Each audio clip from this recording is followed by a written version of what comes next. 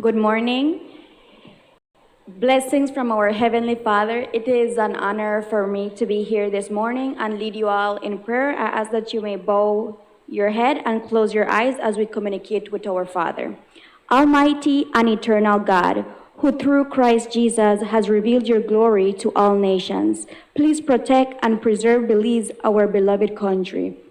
God of might, wisdom, and justice, please assist our Belizean government and people with your Holy Spirit of counsel and fortitude. Let the light of your divine wisdom direct their plans and endeavors, so that with your help we may attain our just objectives. With your guidance, may all our endeavors tend to peace, social justice, liberty, national happiness, the increase of industry, sobriety, and useful knowledge. We pray, O God of mercy, for all of us that we may be blessed in the knowledge and sanctified in the observance of your most holy law, that we may be preserved in union and in that peace which the world itself cannot give. And after enjoying the blessing of this life, please admit us, Lord, dear Lord, to that eternal reward that you have prepared for those who love you. Amen. Thank you.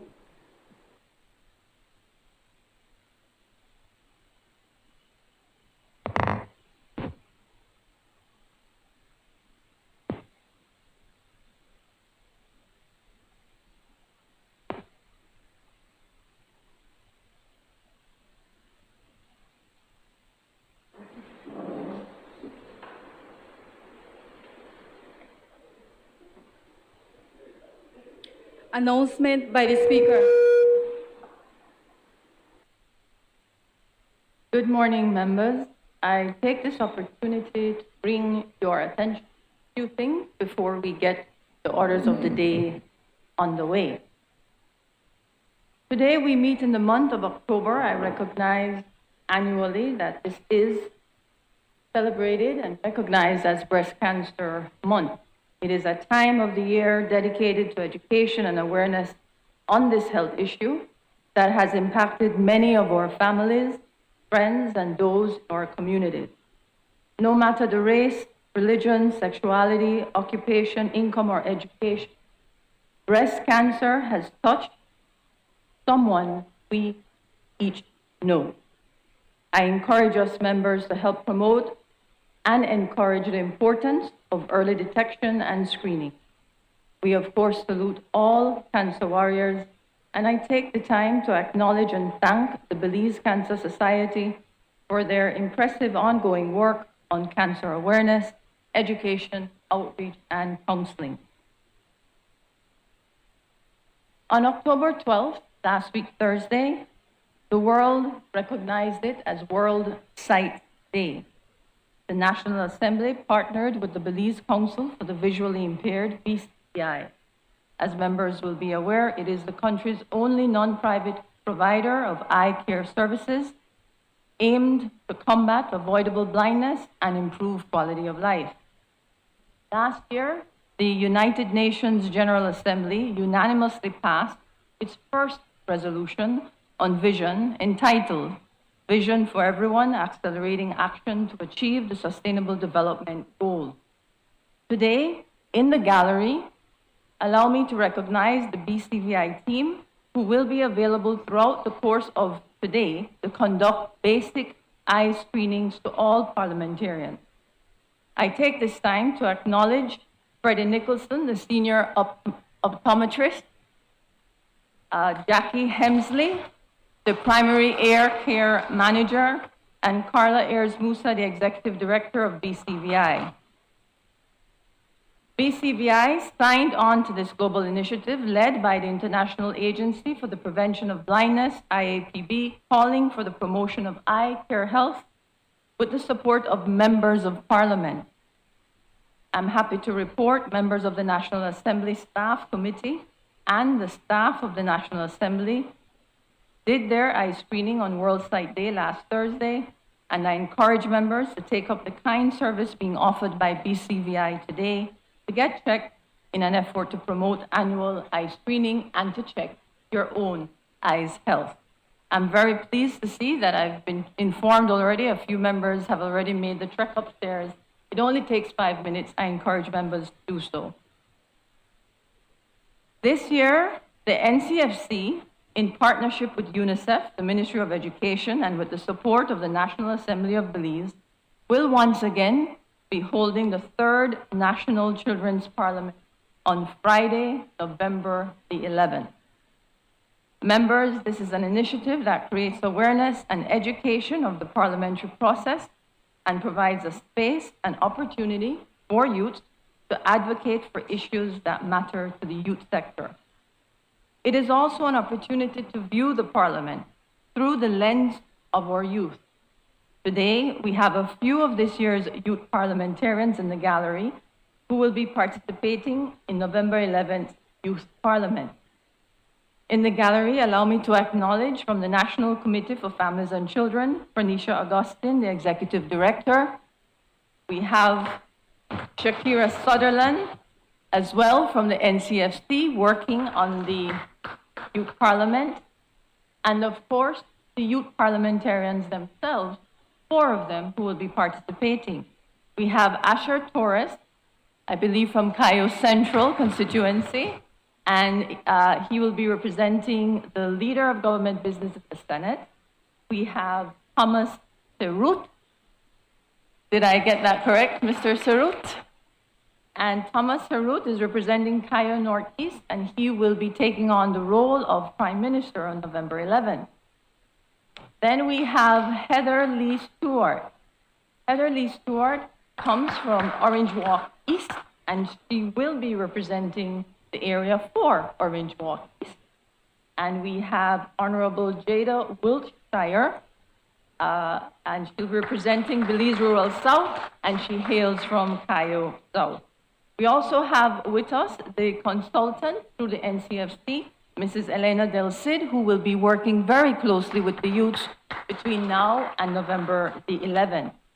We hope during the course of today, the youth parliamentarians can meet their designated members of parliament, and note that the NCFC will be coordinating meetings during the week of October 24th to 28th for the participating youth to meet all members of parliament that they will be representing.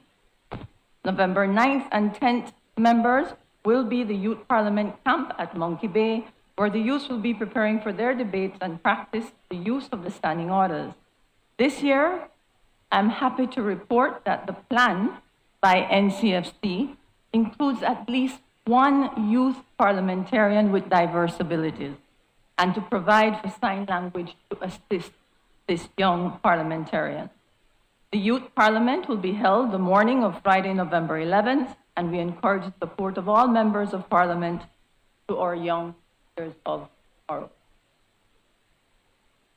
Finally, on UN Belize initiatives, I'm happy to report with the support of UN Women, the National Assembly is working towards a brief session on understanding gender budgeting and gender sensitization with all parliamentarians. We are looking at the morning of November 24th to conduct this brief 2-hour session. This is timely as it is on the heels of the annual 16 days of activism, which runs from the 25th November to the 10th December 2022. It also complements the official signing of the letter of intent on the collaboration of work with the UN Belize office, which will take place on December 1st in Belmopan.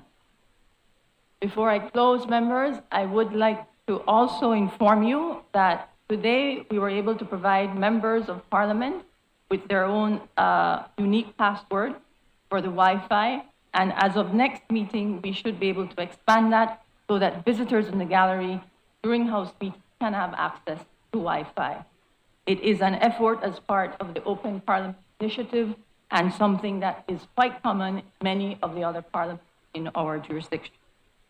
Members, thank you for the attention to these announcements. We now begin today's meeting, and all are reminded of our standing orders on parliamentary discourse, language, respect, 42B, silent, please, members on his or her feet, so that we conduct today's debate. Members of the gallery, welcome. Madam Speaker, can you allow me to say 2 quick announcements. And first of all, I want to recognize the young parliamentarians. And when I look at our young people, I always feel that Belize is going to be in good hands, and quite impressed. I've been going through some of the MSC Roadshow, and the Roadshow is all young people that are the entrepreneurs, and so I'm quite impressed. And as I look at these young Belizeans in front of us, again, it fills me full of hope. But that said, Madam Speaker, give me the opportunity to quickly congratulate the Belize High School, or BHS, who won the first, the Robotics International, the first global challenge. It's a robotic challenge. It's a Olympic-style international robotic competition that takes place in different countries every year. I'm told that the teams, they work together to complete tasks in game teams around one of the greatest challenges facing the planet. And here we have little Belize taking on huge countries, much more developed countries, and our students, our Belizeans, won the first gold medal. Secondly, Madam Speaker, I want to also congratulate the former Prime Minister, the Right Honorable Said Musa. He worked for 50 years as a leader of the opposition to be conferred a degree, doctorate in laws from the University of Belize in the recognition of his service to the people. He has had a stellar 50 years of service to Belize. He had served in so many different positions, from Minister of Education, the Attorney General, Minister of Economic Development, Minister of Foreign Affairs, Minister of Finance, and also Prime Minister, and the former leader of the oldest, most successful, hardworking, true political party of the country, the People's United Party. You could clap, leader of the opposition. That said, Madam Speaker, on behalf of all of us, I'm sure on behalf of both sides of the aisle, we want to congratulate the Right Honorable Said Musa for life of public service to the people and the country of Belize. Thank you. Paper.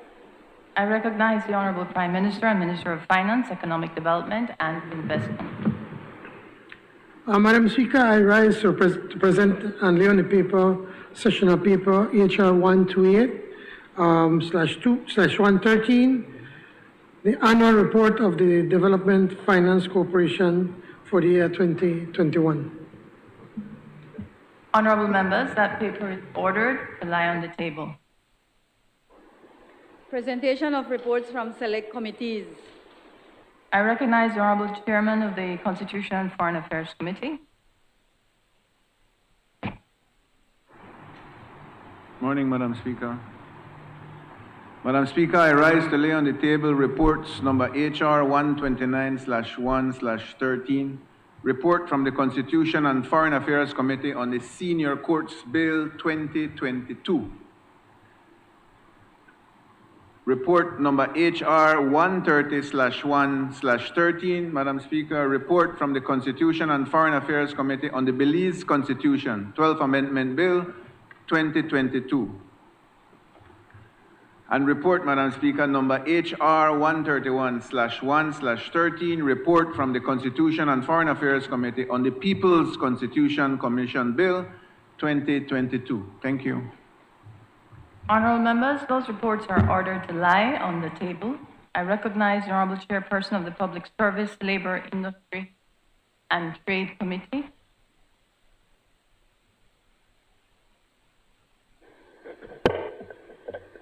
Madam Speaker, I rise to lay on the table reports number HR 132/1/13, report from the Public Service, Labor, Industry, and Trade Committee on the Patents Amendment Bill 2022. Number HR 133/1/13, Report from the Public Service, Labor, Industry, and Trade Committee on the Non-Governmental Organizations Amendment Bill 2022. Thank you. Honorable members, those reports are ordered to lie on the table. Statement by Ministers. I recognize the Honorable Prime Minister and Minister of Finance, Economic Development and Investment.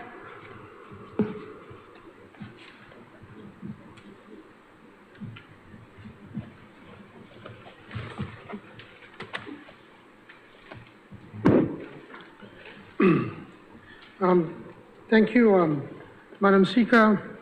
Madam Speaker, I want to give a short statement concerning the flooding caused by Hurricane Julia.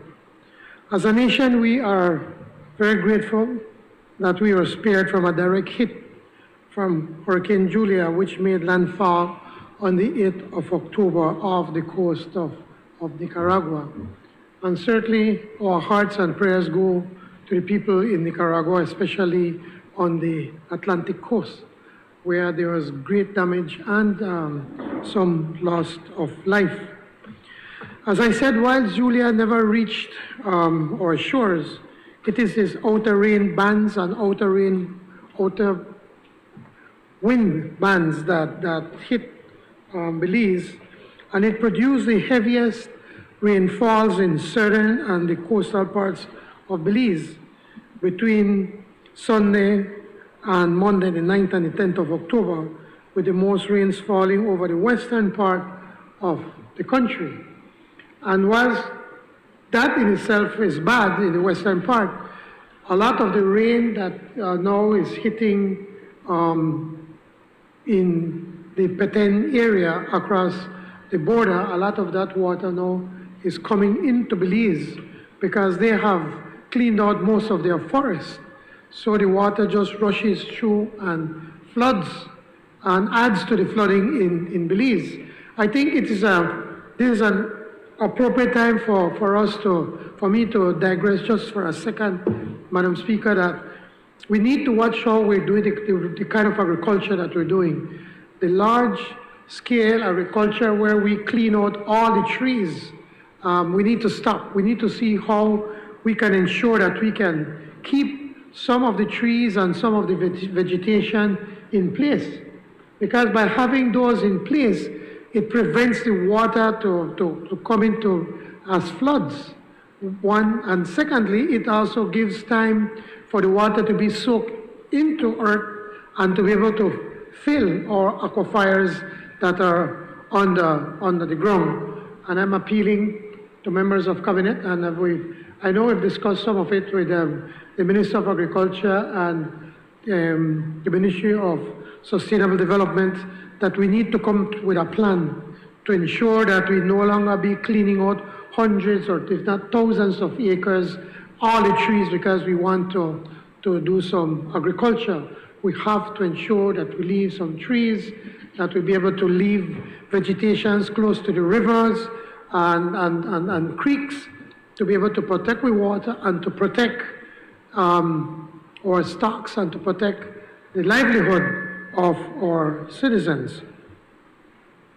As I mentioned, Madam Speaker, the main effects of Hurricane Julia is damage to homes, subsistence farming, and people's livelihoods, especially the residents of the Belize, Toledo, and Cayo districts. Our infrastructure, crops, livestock, household items, people's personal assets, even like vehicles. We saw one, I think it was in Benke, where actually the heavy floodings actually washed away a small SUV. And equipment were all affected by those who were in the way of the rising waters. Initial reports from the Ministry of Disaster Risk Management is that 50 communities and approximately 20,000 people have been affected. Of course, some more than others. As we speak, we still have 4 shelters that are remaining open. 3 in the western village of Kahalpet and Kahal Creek, and 1 in the village of More Tomorrow. As of Saturday, this past Saturday, 96 persons were being housed in these 4 shelters. Of course, Madam Speaker, we are happy that no lives were lost, but for sure, many lives were affected, with some families losing everything due to the flooding. Preliminary assessments indicate that costs for the impacted communities are estimated to be in the tens of millions of dollars, with the higher amount attributed to the agriculture, tourism, and infrastructure sectors. In San Ignacio, BWSL wells were compromised and storage capacity is being used to supply water, resulting in limited supply of water in San Ignacio and Santa Elena. I must commend the area representative for Cayo, Northeast, Honorable Habet.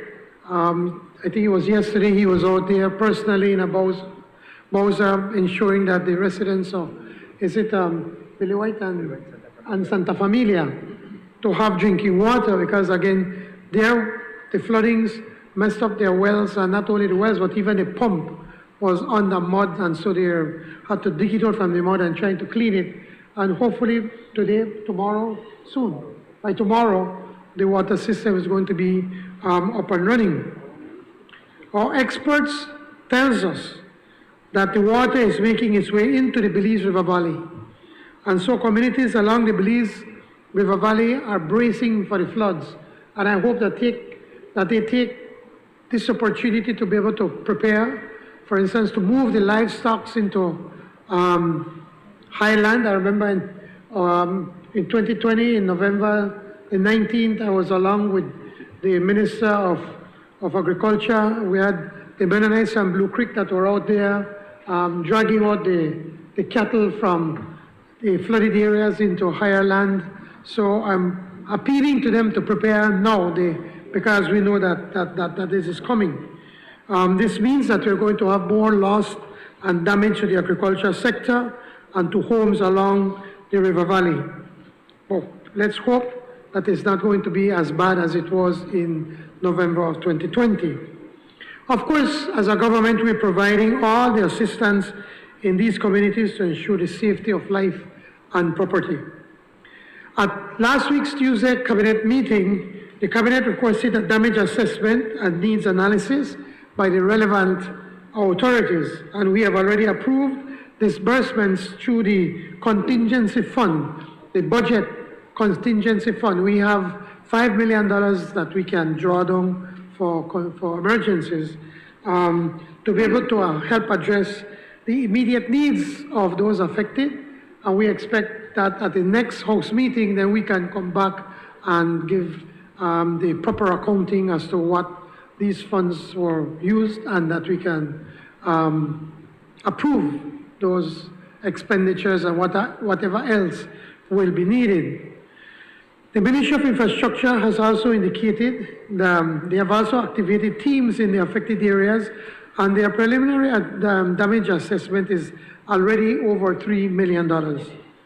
Let me assure everyone that our administration will do all that is necessary to assist those affected by this storm, Madam Speaker. Together we will get our crops replanted and will fix the broken rooftops. Our damaged infrastructure will be repaired. Through the Ministry of Foreign Affairs, we are already seeking out our international partners for assistance. Also, we will continue to stress that the international community, especially the developed countries, must recognize the importance of coming up with a mechanism to address what we call loss and damage because of climate change as a key component for us to adapting to, as I mentioned, climate change. In the meantime, though, all of us here at home must not let our guards down. The hurricane season is not over. Indeed, this is when we're most vulnerable. As we know, the United States is starting to get cooler or colder, and so the cold fronts do not prevent the hurricanes from going up north. They hold them down into our region. So this is a time when we in the Western Caribbean must be at our highest levels of vigilance and preparedness. Thank you, Madam Speaker.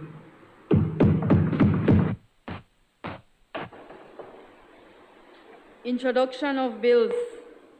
I recognize the Honorable Prime Minister and Minister of Finance, Economic Development and Investment.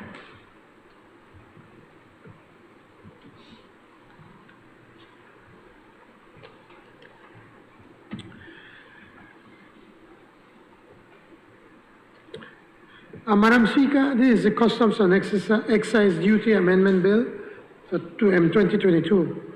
Madam Speaker, I rise to introduce a bill for an act to amend the Customs and Excise Duties Act, Chapter 48 of the Substantive Laws of Belize, Revised Edition 2020, to implement the Customs and Excise Tariff and Trade Classification based on the 2022 version of the Harmonized Commodity Description and Coding System, to implement the 9th phase of reduction of duties in accordance with the CARIFORUM EU Economic Partnership Agreement, to implement the 9th phase of reduction of duties in accordance with the CARIFORUM UK Economic Partnership Agreement, to implement the first phase of the reduction of duties in accordance with the Belize-Taiwan Economic Cooperation Agreement, and to provide for matters connected therewith or incidental thereto.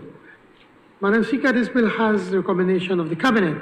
Just to quickly add, Madam Speaker, basically all we're doing is just following up with agreements that have been previously signed with Belize and as part of the CARIFORUM of the Caribbean Community with the EU, that we are going to be harmonizing taxes.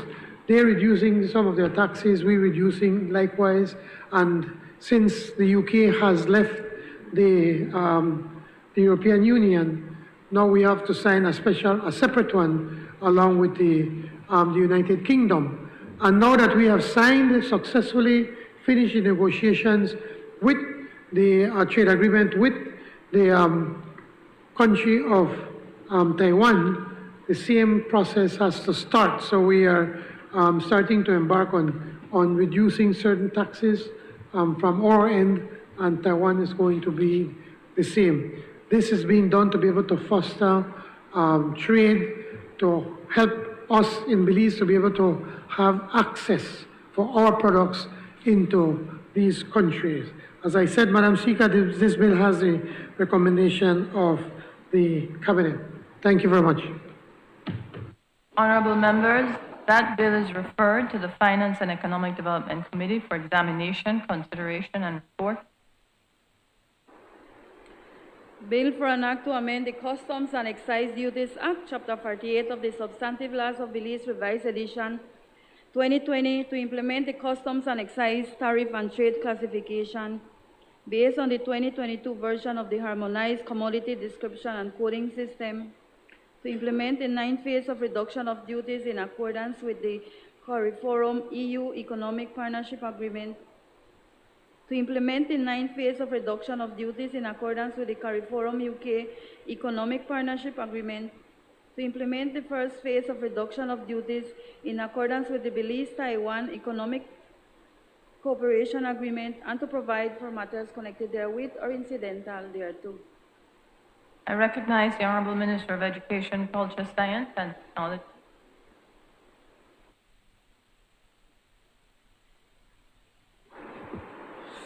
Thank you, Madam Speaker.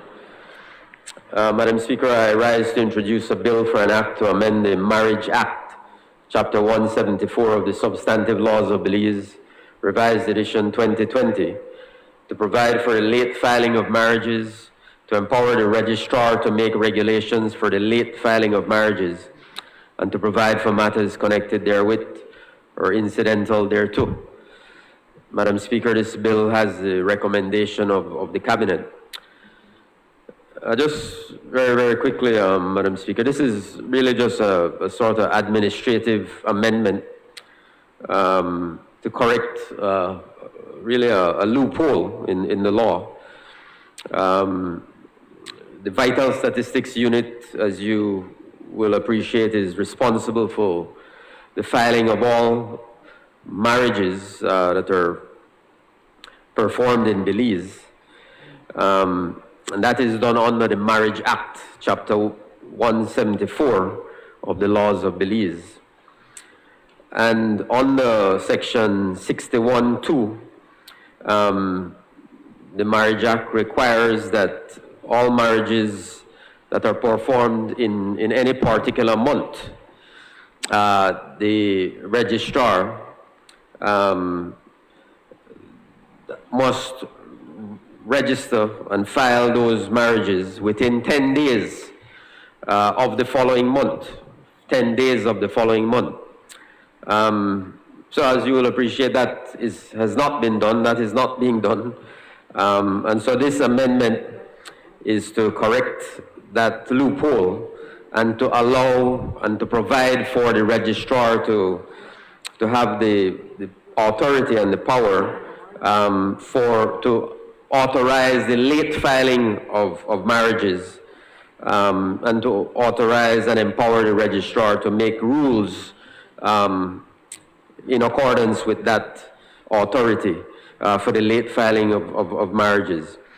So it's a very straightforward, as I said, administrative amendment so that the duplicate marriage register, which is what is filed, that it will allow for that to be filed late and therefore not affect in any way the validity of those marriages. So a very straightforward administrative amendment.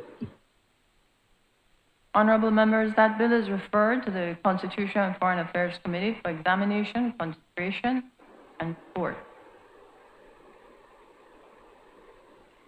Bill for an act to amend the Marriage Act, Chapter 174 of the Substantive Laws of Belize, Revised Edition 2020, to provide for the late filing of marriages, to empower the registrar to make regulations for the late filing of marriages, and to provide for matters connected therewith or incidental thereto.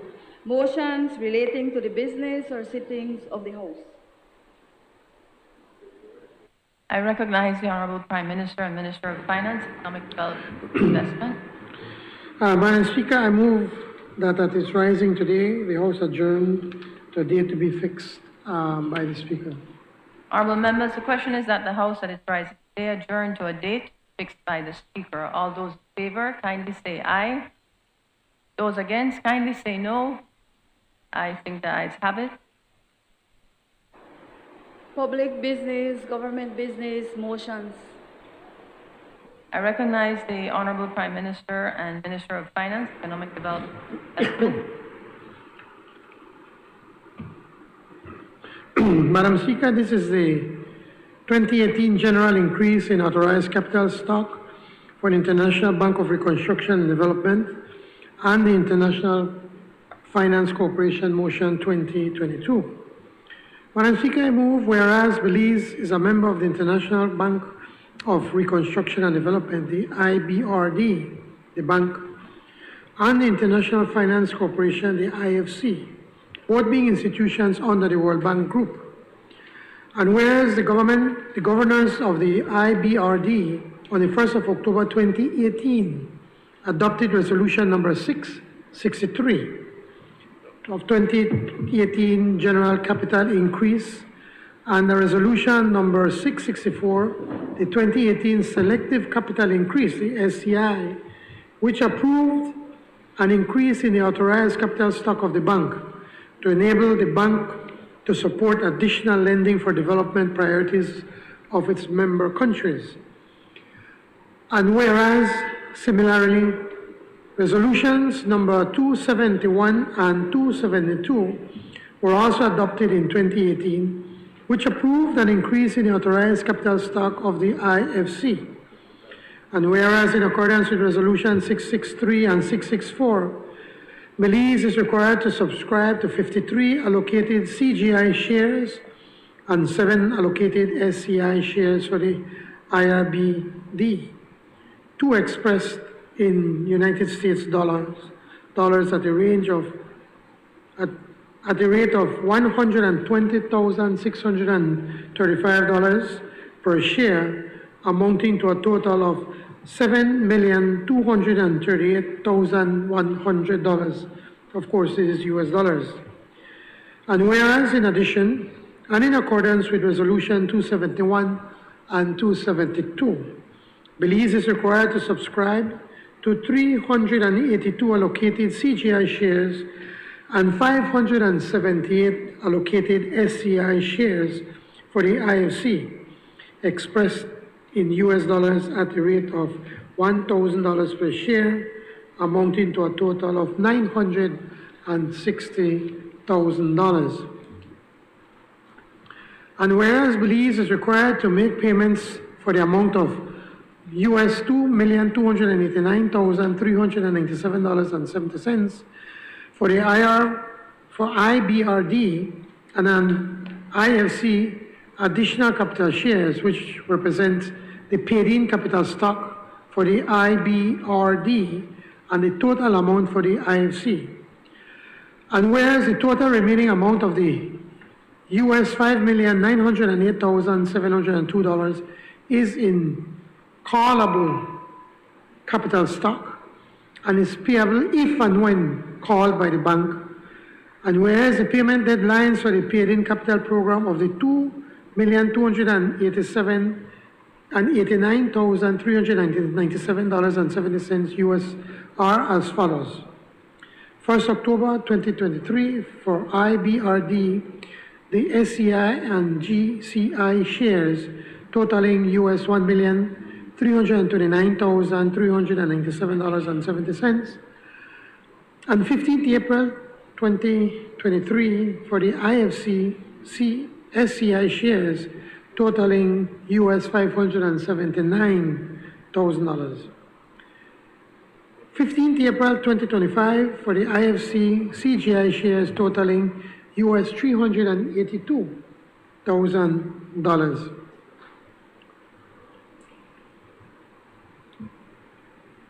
And where there is no specific provisions in the International Financial Organization Act, Chapter 265 of the Substantive Laws of Belize, or any other law to enable the Minister of Finance to subscribe to such shares or make such contributions, and whereas consequently, the government of Belize is desirous of obtaining the approval of the National Assembly by way of resolution for the 3 subscription and payment of Belize's additional CGI and SCI allocated shares for the IBRD and the IFC.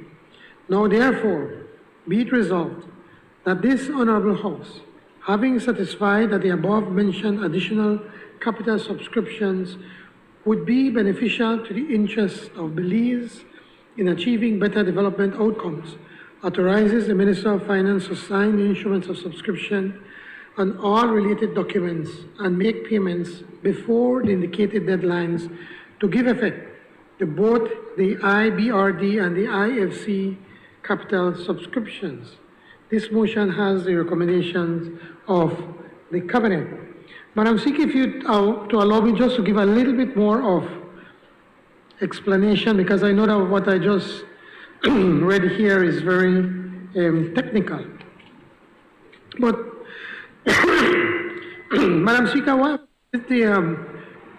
we are seeking is the approval of the Honorable House for the additional capital subscription by Belize for the International Bank of Reconstruction and Development, otherwise known as the World Bank, and its private sector arm, the International Finance Corporation, or the IFC. Madam Speaker, Belize is a member of both the World Bank and the IFC. As we mentioned, in 2018, the executive directors and the board of governors of both institutions approved a capital increase to support additional lending for growth and development priorities of its member countries.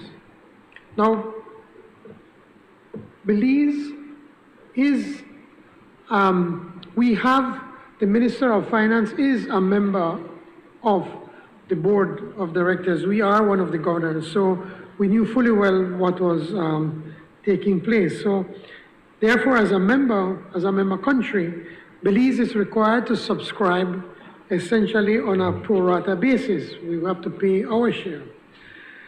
And the required sum is US $2,289,397.70. As is par for the course, okay, the borough administration so badly mismanaged the government's finances that it failed to subscribe pay the subscription sum. They agreed to pay it and they never paid what was required for them to pay. Now deadlines for payments are now approaching, and my administration must now make good and honor our commitments as a member country.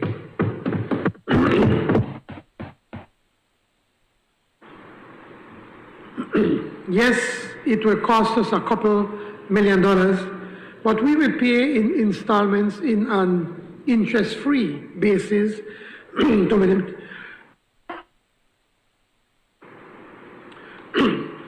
minimize the burden. At the same time, I would be remiss in not highlighting the benefits we have enjoyed as a member of the World Bank, especially since my administration took office. The facts are that the past UDP borough administration had been internationally recognized as poor stewards of government's finances and the economy. The World Bank therefore unsparingly lent to Belize in those years of UDP mismanagement. During our PUP administration, we have already secured 2 facilities with the World Bank totaling over $62 million. $12 million to support our COVID response, including support on a partially retroactive acquisition and development of COVID vaccines, and $50 million to increase agricultural productivity, including the adoption of climate-smart agricultural approaches among project beneficiaries. These are both extremely concessional financing terms. We have also overseen the due disbursements and administration of over $23 million from the World Bank for social protection in the heights of the fallout from COVID pandemic, reaching over 20,000 households. Mr. Leader of the Opposition, you always say, well, no, they do nothing. We have already reached out to 20,000 households and more than 86,000 individuals have benefited from this work that this PUP government is doing. Is there more to do? Of course there's more to do, and this government will do more. To date, we have yet to see any financing by the IFC for our private sector, but soon we expect financial and technical support both from the World Bank and the IFC.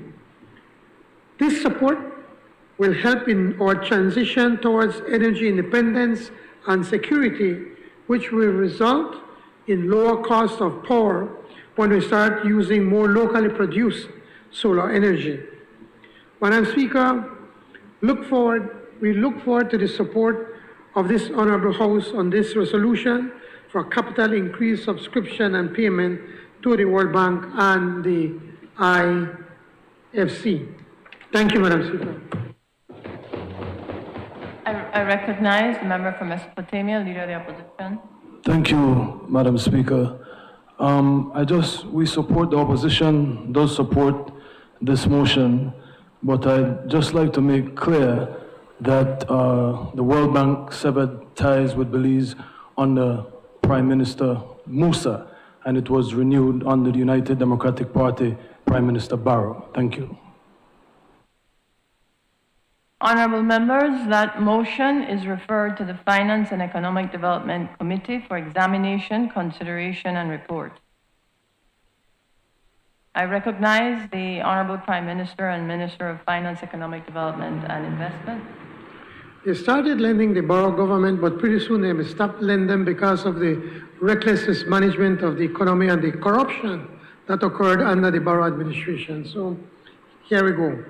Madam Speaker, I seek the indulgence of this honorable House to have the motion to be taken through all stages this day. We hope to make the first payment by the 31st of October. So I'm asking the indulgence of the House to take it through 3 stages today. Thank you.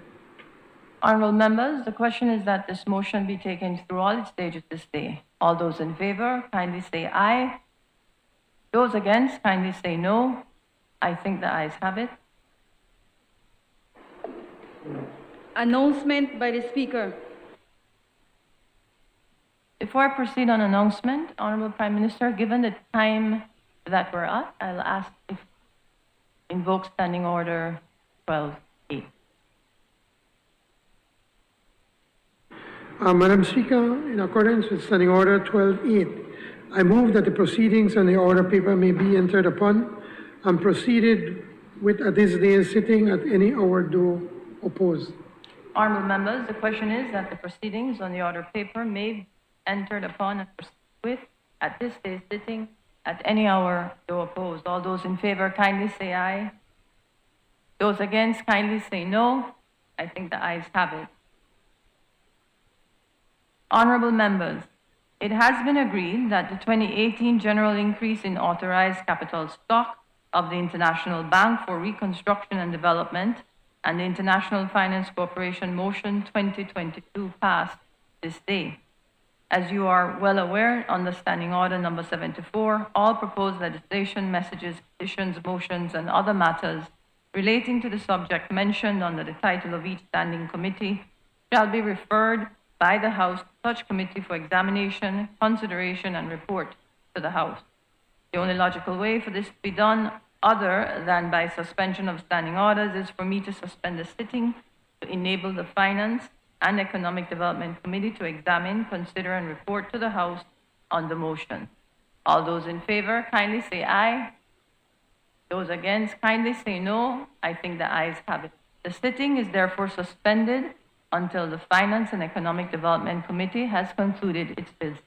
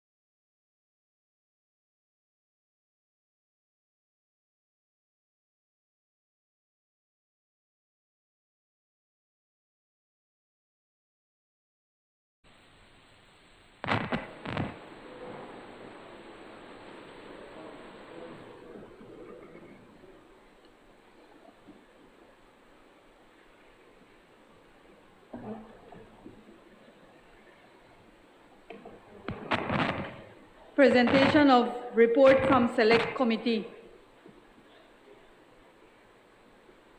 Before I call on the Honorable Chairman, members, allow me to acknowledge Mr. Christopher Broster, who has joined us. Some of you may recognize him doing sign language already with some of the statements made by members of Parliament, and he has graciously offered to assist NCFC on November 11th, providing similar services at the Youth Parliament. Mr. Broster, thank you. I recognize the Honorable Chairman of the Finance, I recognize the Honorable Chairman of the Finance and Economic Development Committee. Madam Speaker, I rise to lay on the table report number HR 134/1/13, report from the Finance and Economic Development Committee on the 2018 general increase in authorized capital stock of the International Bank for Reconstruction and Development and the International Finance Corporation Motion 2022. Thank you. Honorable members, that report is ordered to lie on the table. Public business, government business, motions. I recognize the Honorable Prime Minister and Minister of Finance, Economic Development and Investment. Madam Speaker, this is the 2018 general increase in authorized capital stock of the International Bank of Reconstruction and Development and the International Finance Corporation Motion 2022. With your permission not to repeat the recitals of the motion, I move, now therefore, be it resolved that this Honorable House, being satisfied that the above-mentioned additional capital subscriptions would be beneficial to the interests of Belize in achieving better development outcomes, authorizes the Minister of Finance to sign the instruments of subscription and all other related documents and make payments before the indicated deadlines to give effect to both the IBRD and the IFC capital subscriptions. Honorable members, the question is now therefore be it resolved that this Honorable House, being satisfied that the above-mentioned additional capital subscriptions would be beneficial to the interest of Belize in achieving better development outcomes, authorizes the Minister of Finance to sign the instruments of subscription and all other related documents to make payments before the indicated deadlines to give effect to both the IBRD and IFC capital subscription. All those in favor kindly say aye. Aye. Those against kindly say no. I think the ayes have it. Bills for second reading. I recognize the Honorable Minister of Education, Culture, Science and Technology.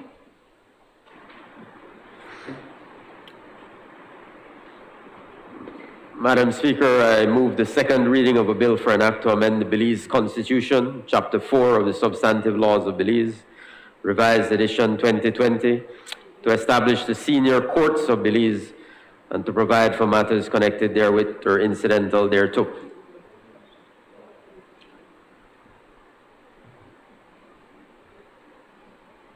Honorable members, the question is that the bill for an act to amend the Belize Constitution, Chapter 4 of the Substantive Laws of Belize, Revised Edition 2020, to establish the senior courts of Belize and to provide for matters connected therewith or incidental thereto, be read a second time.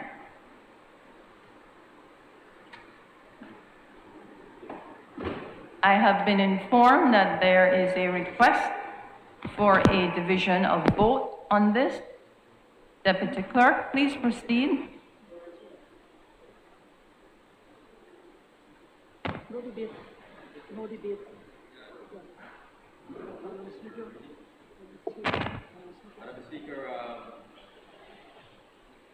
Is there one second, member? Is there a clarification? Yes, I have one question. The 12th Amendment is a part of the Senior Courts Bill, and so the reason I didn't rise to debate is because I was waiting until the senior courts bill. So will they be doing two divisions? No, or- the senior court comes afterwards. Okay. Yeah. Member for Freetown. Yeah, thank you, Madam Speaker.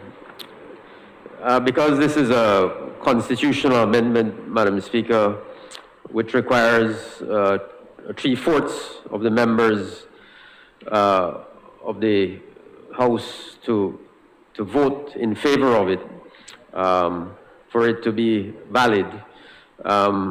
It is a requirement that we seek a division, so that for the legal record, it is clear that at least 3/4 of the members present, 3/4 of the members of the House have voted in support of this bill. So for that reason, I would like to ask for a division in respect of this bill. Deputy Clerk, please proceed with the division accordingly. A division on the Belize Constitution 12th Amendment Bill 2022. The Honorable John Grisent. Support.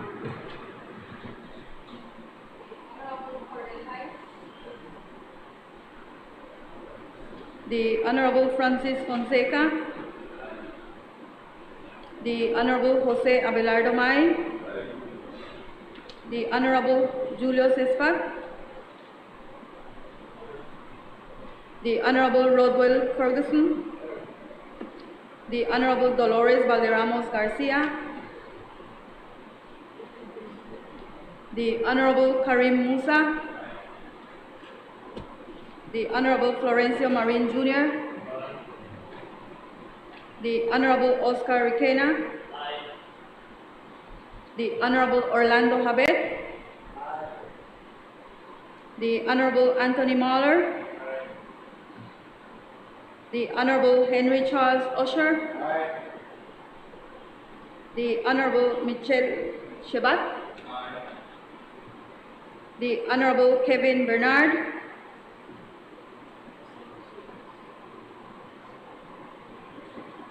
The Honorable Abner Andre Perez. The Honorable Michael Espat. The Honorable Ramon Cervantes. The Honorable Ramiro Ramirez. The Honorable Oscar Mira. Aye.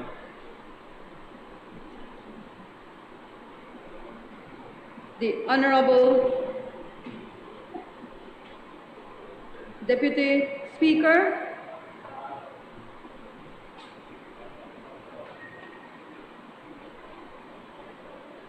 The Honorable Gilroy Usher.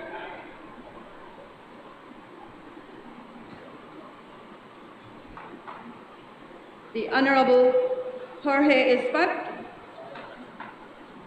The Honorable Luis Alex Balona. The Honorable Dr. Luis Zabani.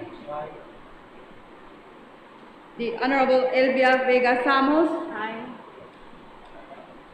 The Honorable Moses Barrow.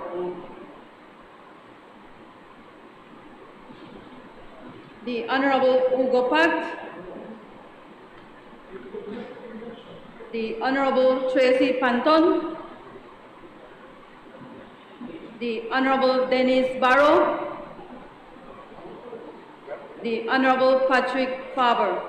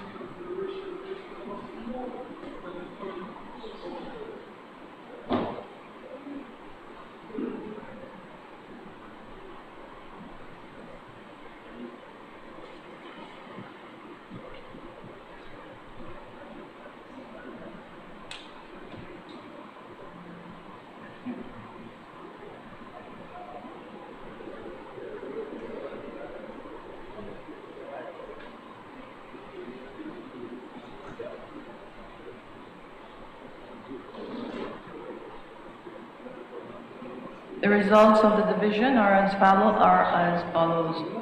24 yes, 2 no, 5 absences, for a total of 31. The ayes have it.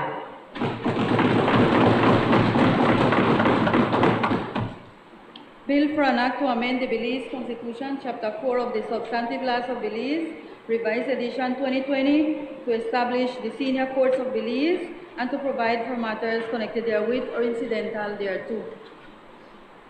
I recognize the Honorable Minister of Education, Culture, Science, and Technology.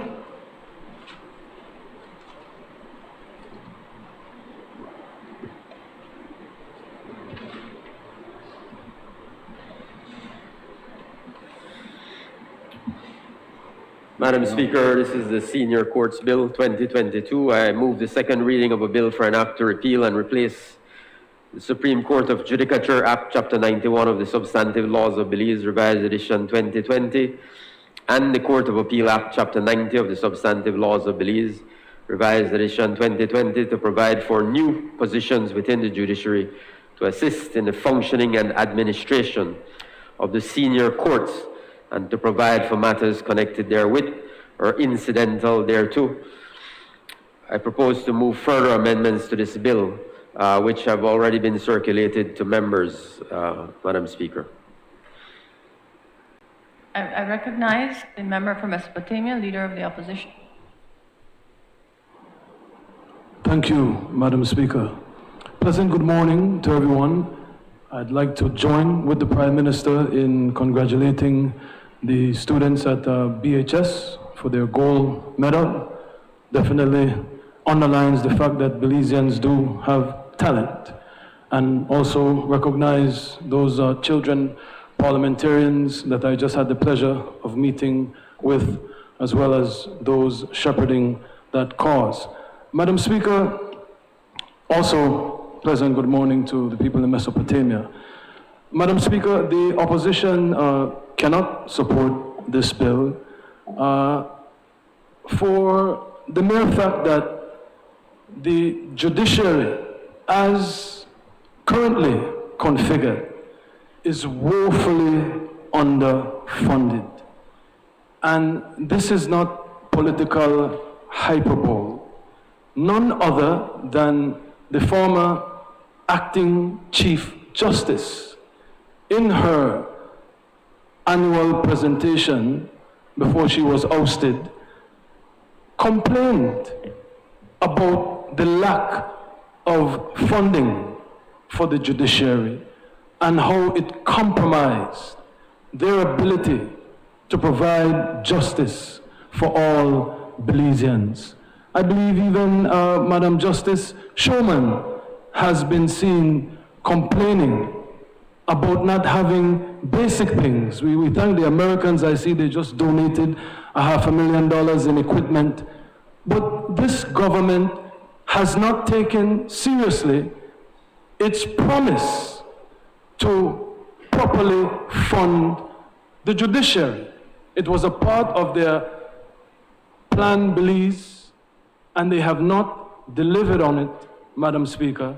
So, to understand what this reconfiguration means, it's not as simple as having the now Chief Justice oversee all of the other courts.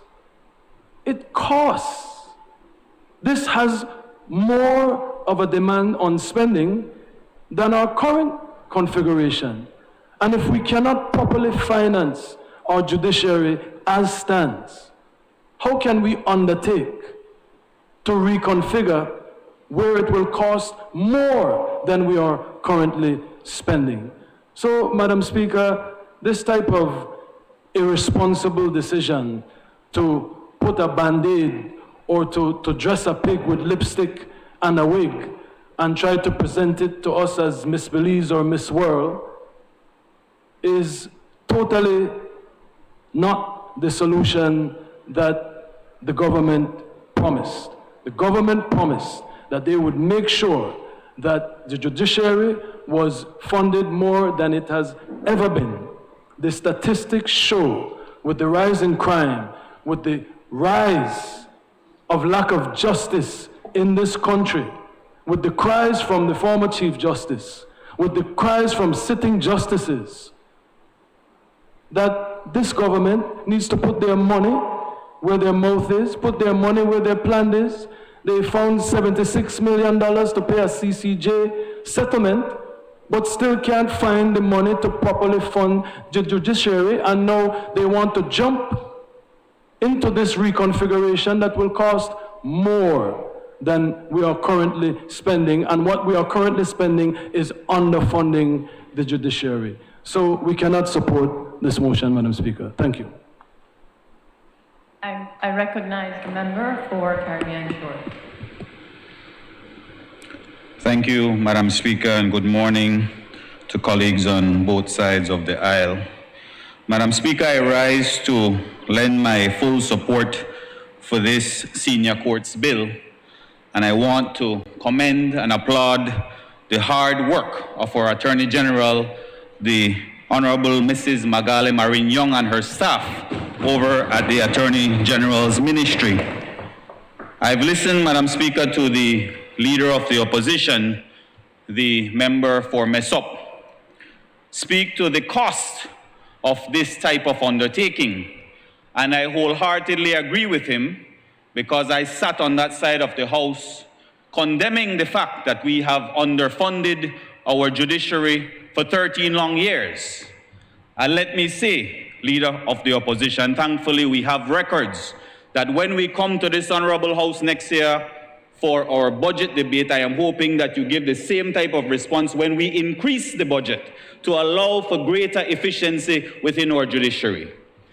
As a legal practitioner myself in my not too distant past, I can tell you that there is a huge backlog in our system, and we've been complaining about that year in and year out, both on the criminal side, where cases and defendants have been languishing behind bars for some 8 years in some instances, and in our civil courts, where justice has been denied for quite a long time, for years, that they cannot have their matters resolved.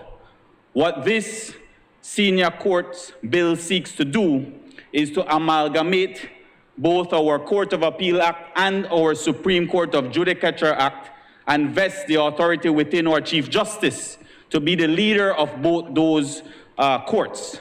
She will be aided by the President of the Court of Appeal and also by 2 senior court judges, both on the civil side and on the criminal side.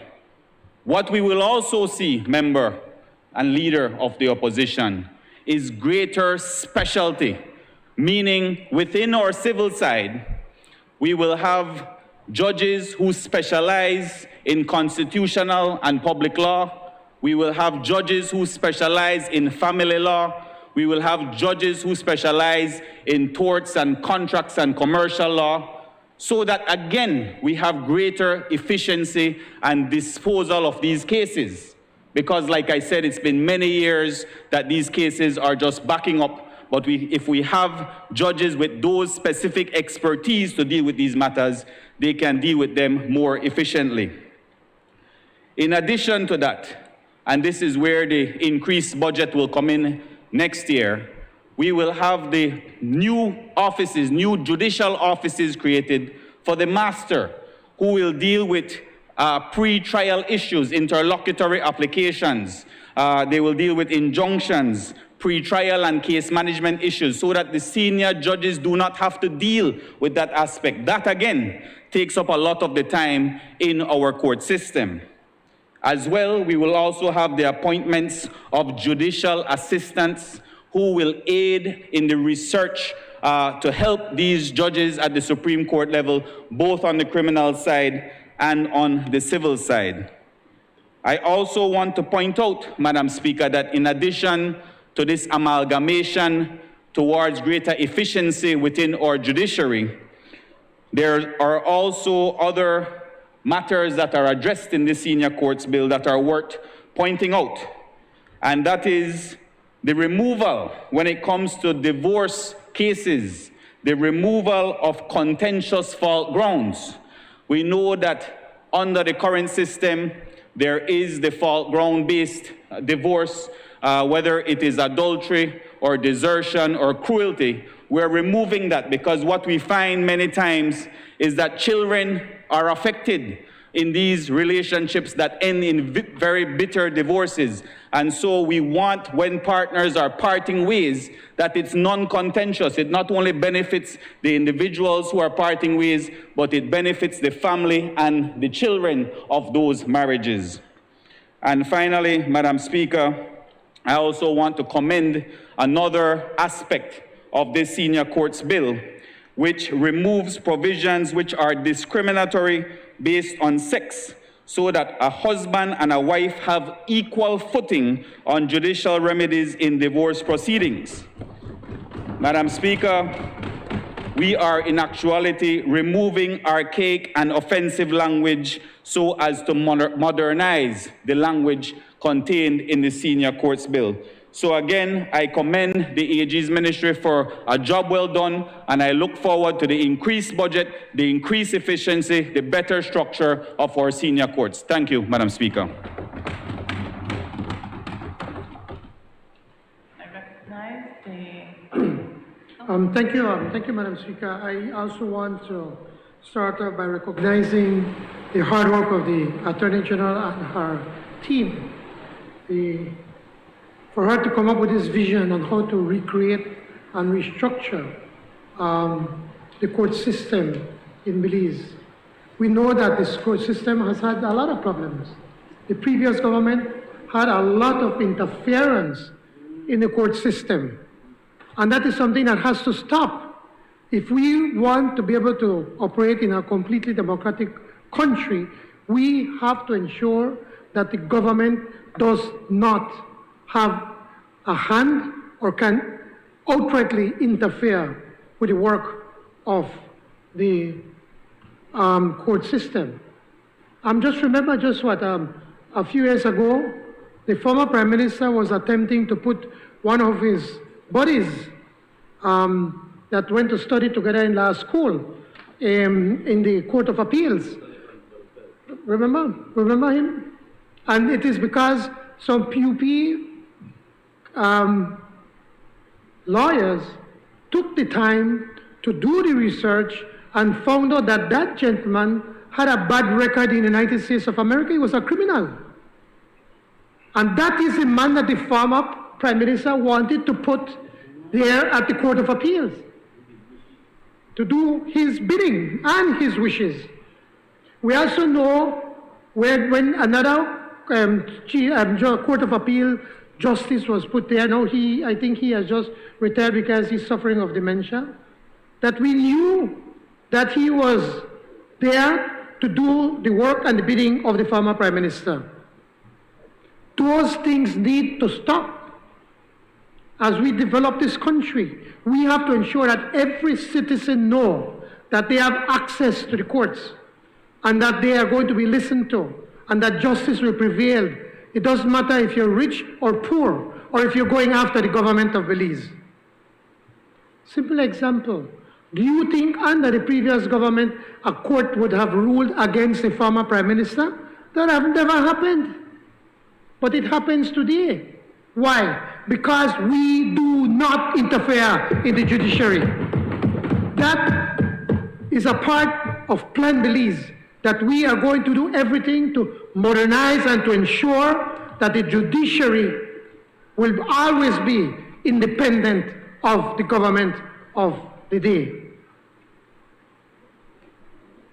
This song that the opposition likes to say about the former Chief Justice, and I quote him that the former Chief Justice was ousted from acting Chief Justice, by the way, let me correct you. The former acting Chief Justice was ousted. She was not ousted. She chose not to apply for the position. And if she does not apply, you can't get the position. Yeah. Actually, she was elevated to the Court of Appeals, thanks to the PUP government. So we never demoted her. We elevated her to the Court of Appeal, young man. If you were to follow it up, you'd have known that. But everything you want to is to play politics. Not everything is about politics, but let's do what is the right thing. And I'm coming to the budget. We have been working on the budget. Do you know that the judiciary, these judges had no health insurance? Your Prime Minister back then was there for 13 years. They spent over $1 billion. But they could think about, oh, we have to fund the judiciary. And now you come here like a hypocrite to say, oh, you have to fund it. 2 years after we get into government. 2 years when you gave us a bankrupt government, when we are fixing the finances of this country, fixing the economy, now you want us to 2 years to be able to come and say, oh, fund the judiciary overnight. When your government had 13 years to do that, you spent $650 million of Petro-Caribbean money. $500 billion. $500 million from the Petro-Caribbean and $650 from our own oil money. And yes, you could say, you could make it muecas, as we say in Spanish, but you know it is the truth. As I said, the hagwe ball and the hagwe detect the leak. And you are taking the leak right now, my friend. If you would have stopped and do your research, you would not come and embarrass yourself in this National Assembly. When you were talking, I did not interrupt you, young man. I listened to you. Now you listen. If you listen, you'd learn a little bit. You'd learn a little bit. The point I'm making, Madam Speaker, we are making some fundamental changes to the judiciary in this country. Changes that are going to affect this country positively in the years to come, 10 years, 15, 20 years from now. That is being visionary. That's not being political. It's being visionary that we are going to change the structure to ensure that we can have more timely rulings for the people of this country. We took out the case of the former Prime Minister, remember from Kaya South. We won the case, and the former Chief Justice was really hard on the then Prime Minister. But what did the former Chief Justice did at that time? He never gave it in writing, and supposedly that is, then they're not dead there, you know. It is in the records. It is in the annals that your father spent $1.5 billion without the proper appropriation of this National Assembly, which is a criminal act. But moving on, Madam Speaker, what we're doing is to ensure that this court or judiciary is going to be more independent and more efficient. Under this government, we managed to get some help from the Commonwealth Secretariat, and we brought in some justices. And in less than 1 year, we removed 42% of the backlog that your UDP government left. 42%, that's 40,000 cases that we took care in 1 year.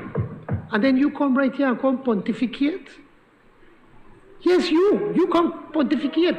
Your father gave no attention to the judiciary because he wanted it like that.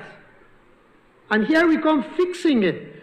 And you don't have the backbone to come up and support something that is good just because you want to play politics.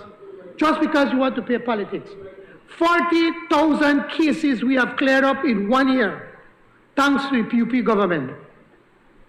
Madam Speaker, what we're doing, and yes, I'm glad that the representative from Caribbean Shores has explained of some of the things that we're doing, how to assist the justices to be more efficient.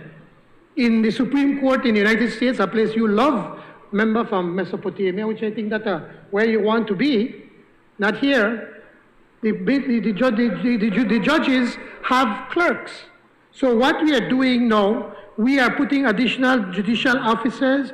We're creating the posts of masters and judicial assistants and chief registrar.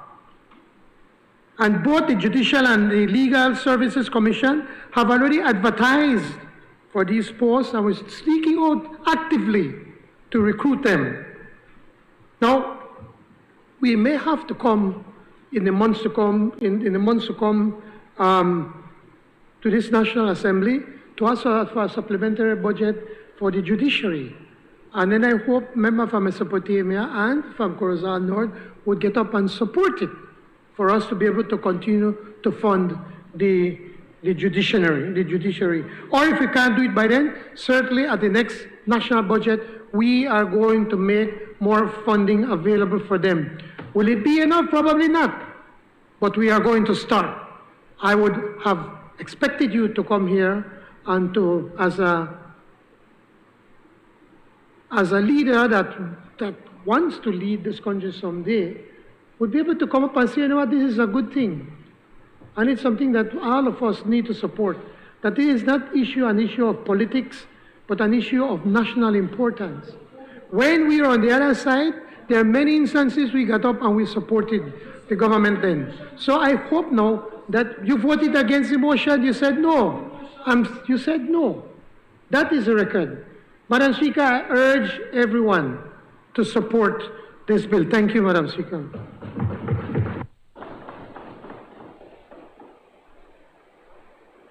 Honourable members, I recognize the Minister of Education, Culture, Science and Technology. Thank you, Madam Speaker. In closing the debate on this bill, allow me first to thank the honourable members for Caribbean Shores and Orange Walk Central, the Honourable Prime Minister, for their interventions on this bill, which I think have gone a long way in clarifying some of the obvious misunderstanding that the Leader of the Opposition has in relation to this bill. I just want to make a few points. One second, member. Leader of Opposition, member for Mesopotamia, 42B. It's very difficult for anyone in this chair to do justice by standing orders and members if we keep having the interruptions. I kindly ask that we allow members on their feet to do their presentations in silence. Continue, member. Thank you, Madam Speaker. Just a few quick points, Madam Speaker. One, I want to remind all members and the Belizean people that this bill is a very comprehensive bill. This is the bill.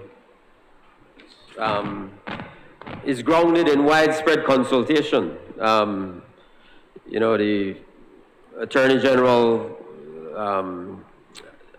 has taken this matter very, very, very seriously, obviously, and engaged in meaningful, widespread consultation with all the stakeholders in the judiciary and in the legal profession and legal community. So that's a very important point to make, that this bill is not something that they sat in the Attorney General's office and created on their own. They engage in meaningful, widespread consultation. The Attorney General as well engaged with other jurisdictions. So they took time to make sure that they looked at what was being done in other jurisdictions across the world, including the Attorney General visited other jurisdictions in the Caribbean and in the Commonwealth to look at what was being done and what would be most effective for Belize. So all of that groundwork was done, critically important, and that is reflected in this senior courts bill. The other issue is, I know that, you know, the UDP does not have a reputation for planning and for structures, but that is what this is all about. The bill is all about putting in place a plan, putting in place a structure for the efficient, effective administration of justice in Belize. You have to start with a plan. You have to start with a structure, and that is what this senior courts bill achieves. It creates the structure, it creates the plan for the effective and efficient administration of justice in Belize. Access to justice, that is right. We all agree, I mean, you know, that we obviously have to do more to allocate more funds to the judiciary. I think we all agree on that point. The judiciary is underfunded, has been underfunded for many, many years. And we have to do more, and as the Honorable Prime Minister has said, his administration, our government, is looking at that seriously. We have a plan and structure in place. Now we will have to provide the funding that is necessary to ensure the effective administration of that plan. The Attorney General has, as the Honorable Member for Caribbean Shore said, I want to place on record, again, our absolute, acknowledgement of the great work that the AG and her team, the Solicitor General, and her team are doing. An absolute dedication and commitment to ensuring that we have a good, sound judiciary and administration of justice in our country, which is so critically important to the national development of Belize, to the economic development of Belize. The former government for 12 years, their legacy as it relates to the judiciary is undermining the judiciary, undermining the rule of law, and we have to move beyond that. And our government, our Attorney General's ministry is absolutely committed to doing that. Thank you, Madam Speaker. Honourable members, the question is that the bill for an act to repeal and replace the Supreme Court of Judicature Act, Chapter 91 of the Substantive Laws of Belize, Revised Edition 2020, and the Court of Appeal Act, Chapter 90 of the Substantive Laws of Belize, Revised Edition 2020, to provide for new positions within the judiciary, to assist in the functioning and administration of the senior courts, and to provide for matters connected therewith or incidental thereto, be read a second time. All those in favor, kindly say aye. Those against, kindly say no. I think the ayes have it. Bill for an act to repeal and replace the Supreme Court of Judicature Act, Chapter 91 of the Substantive Laws of Belize, Revised Edition 2020, and the Court of Appeal, Chapter 90 of the Substantive Laws of Belize, Revised Edition 2020, to provide for new positions within judiciary, to assist in the functioning and administration of the senior courts, and to provide for matters connected therewith or incidental thereto. Recognize the Honourable Minister of Education, Culture, Science, Technology. Thank you, Madam Speaker. This is the Patents Amendment Bill 2022. Madam Speaker, I move the second reading of a bill for an act to amend the Patents Act, Chapter 253 of the Substantive Laws of Belize, Revised Edition 2020, to remove the seat of Registrar of Intellectual Property from the Solicitor General, to provide for the appointment of a Registrar of Intellectual Property, to provide in the interest of administrative and operational efficiency for the offices of patent examiners, patent officers, trademarks supervisor, and trademarks examiners, and to provide for matters connected therewith or incidental thereto. I recognize the Leader of Opposition, member from Mississippi. Thank you, Madam Speaker. I rise to support this bill. As a creative, I know how important intellectual property is. When I was the CEO of the Belize Society of Composers and Authors, I fought very hard, even getting into it with the previous administration, to protect the rights of artists. So I am glad that this administration takes seriously the creative sector in this bill. Thank you, Madam Speaker. I recognize the member for Freetown. Thank you, Madam Speaker. Thank you, Madam Speaker. We appreciate the support of the opposition on this matter. And I close the debate. Yeah. Honorable members, the question is that the bill for an act to amend the Patents Act, Chapter 253 of the Substantive Laws of Belize, Revised Edition 2020, to remove the seat of Registrar of Intellectual Property from the Solicitor General, to provide for the appointment of a Registrar of Intellectual Property, to provide in the interest of administrative and operational efficiency for the offices of the patent examiners, patent officers, trademark supervisor, and trademark examiners, and to provide for matters connected therewith or incidental thereto, be read a second time. All those in favor kindly say aye. Those against kindly say no. I think the ayes have it. Bill for an act to amend the Patents Act, Chapter 253 of the Substantive Laws of Belize, Revised Edition 2020, to remove the seat of Registrar of Intellectual Property from the Solicitor General, to provide for the appointment of a Registrar of Intellectual Property, to provide in the interest of administrative and operational efficiency for the offices of patent examiners, patent officers, trademarks, supervisor, and trademarks examiners, and to provide for matters connected therewith or incidental thereto. I recognize the Honorable Minister of Education, Culture, Science, and Technology. Madam Speaker, this is the Non-Governmental Organizations Bill 2022. I move the second reading of a bill for an act to amend the Non-Governmental Organizations Act, Chapter 315 of the Substantive Laws of Belize, Revised Edition 2020, to provide for the appointment of a Registrar of Non-Governmental Organizations, to provide for the appointment of a Deputy Registrar of Non-Governmental Organizations, and to provide for matters connected therewith or incidental thereto. I propose to move further amendments to this bill, which have already been circulated to members.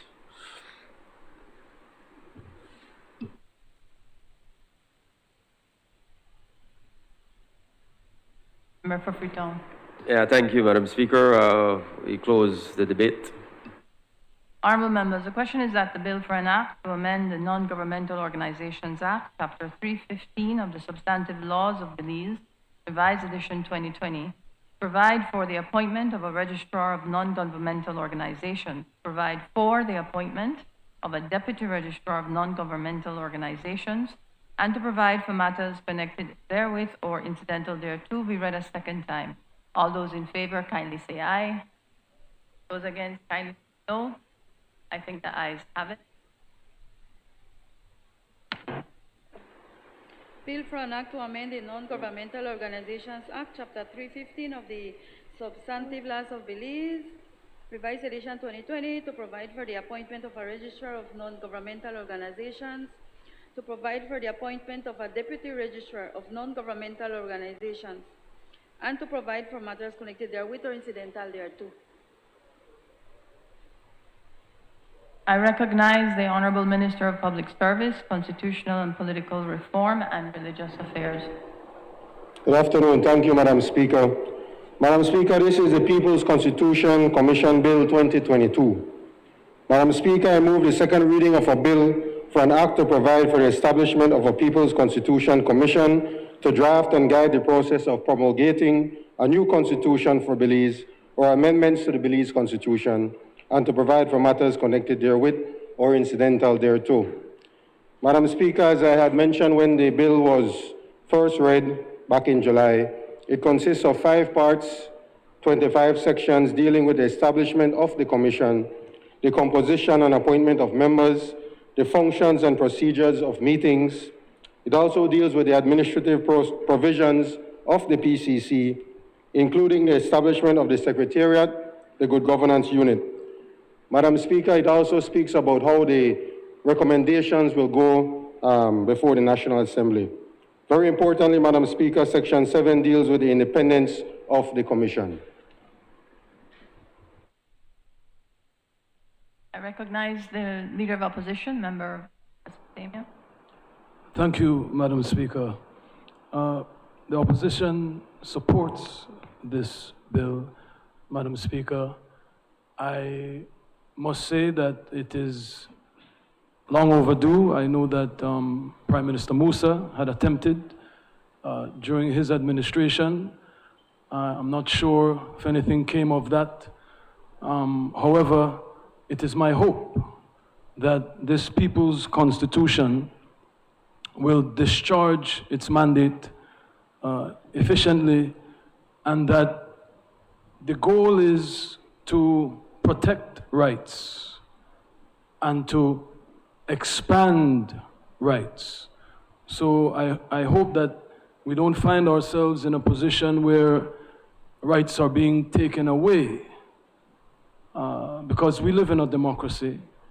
We live in a nation of freedom, a nation where the rule of law trumps everything. And so it really has to be that we are looking at how best we can protect the rights of all of our citizens, equal rights, all of their rights, to end discrimination, to make access to justice, as the Minister of Education mentioned earlier. And I must say that in the House Committee meetings, I raised issues with the committee, and the Minister of Political Reform and Constitution was there, and I am satisfied, cautiously, that he will follow through, the committee will follow through in ensuring that there is as much inclusion as practical. I know there was an issue with the Creole Council, and we discussed that, and so we talked about a subcommittee to make way for these many entities that may feel excluded in such a monumental undertaking. This is not like anything else that we have ever done, and every voice must be heard.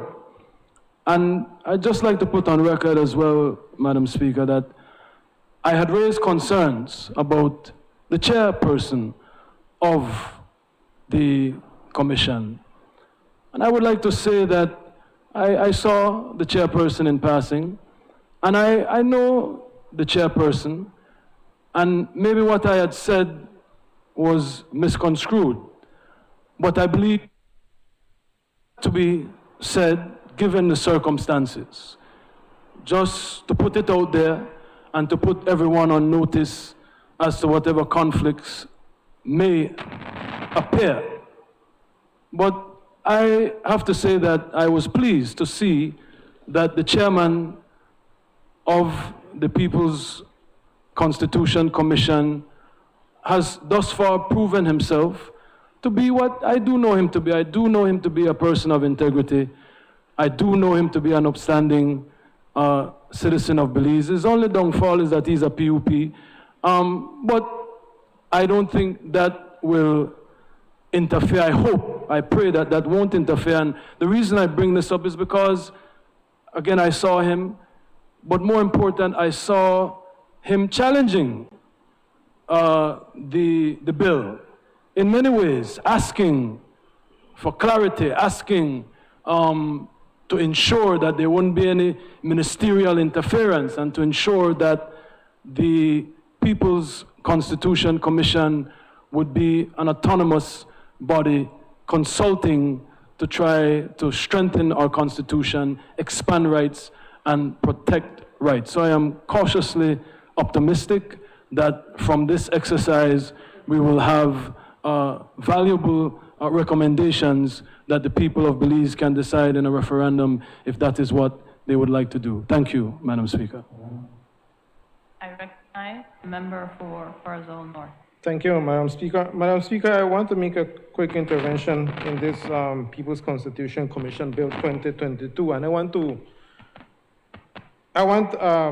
at some point for this commission to remove that cast of doubt, that shadow or that cloud of doubt that exists in certain sectors of society. I think the leader of the opposition made a point in this particular aspect, but as we debate this bill today, we still have a certain sector within the society who feel that they have been silenced, who feel that their voices, their opinions, their entitlements, their freedoms have been silenced. And so while there is that a cautious, optimistic commitment by government to bring those people within the table, it's very important for us to understand that whatever promulgation, whatever amendment we do to the Constitution, it will affect each and every Belizean, and each and every Belizean has a right to be listened, has a voice, has a privilege. And so we must understand that in this particular exercise,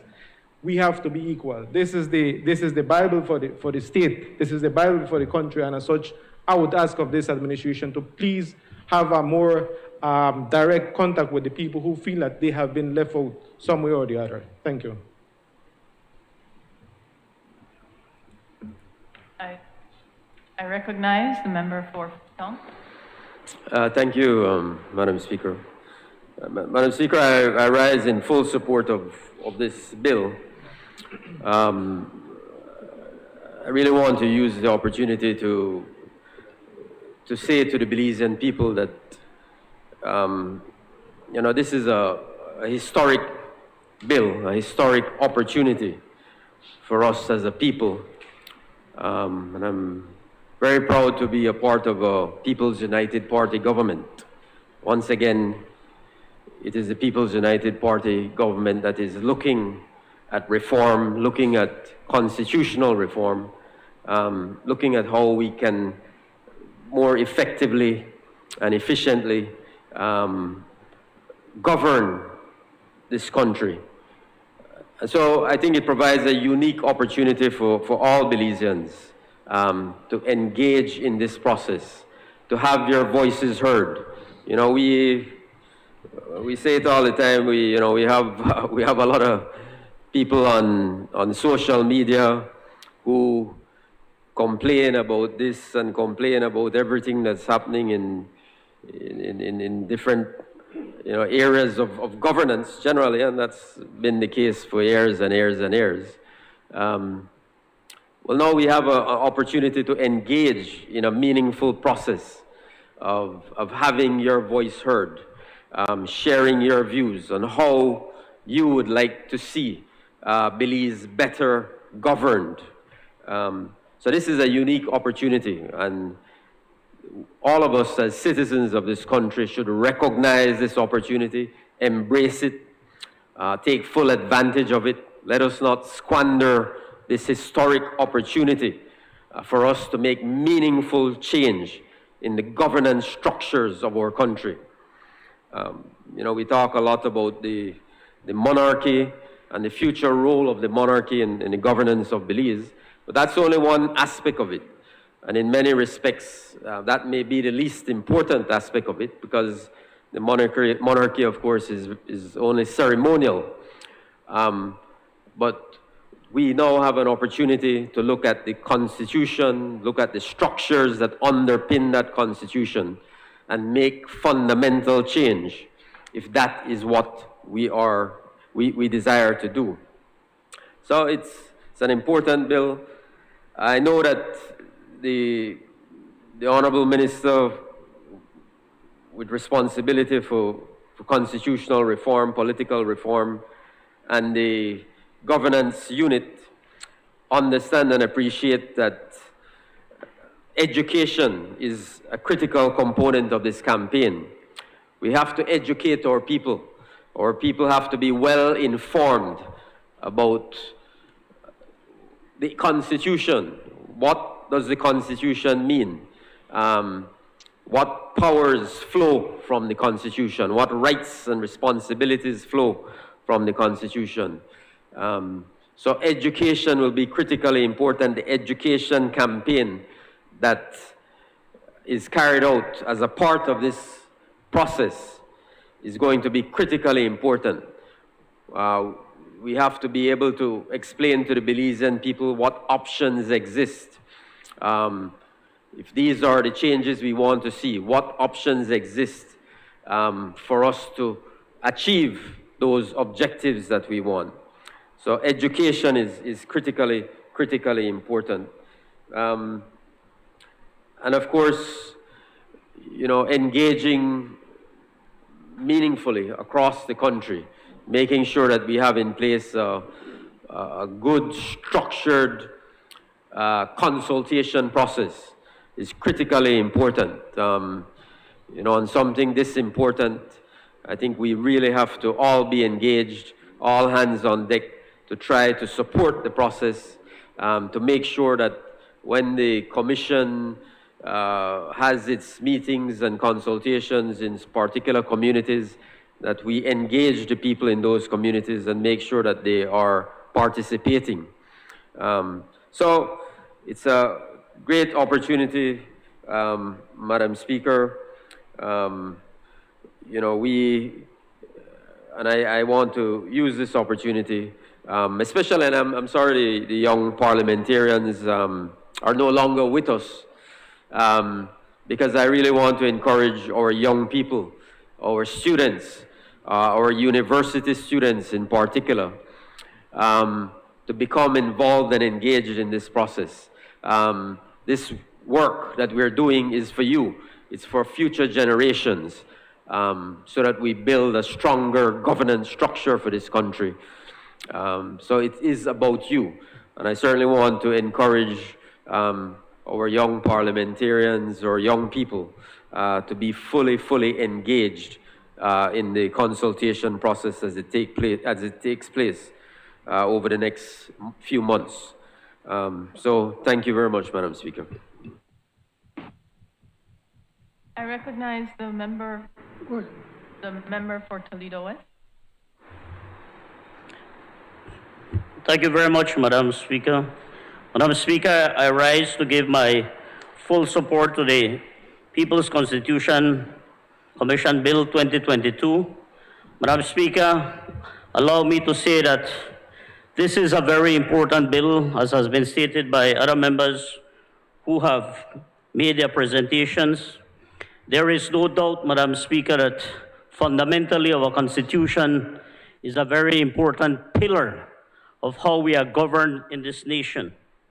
And certainly our Constitution allows us to operate within the framework of the freedom of expression, the freedom of association.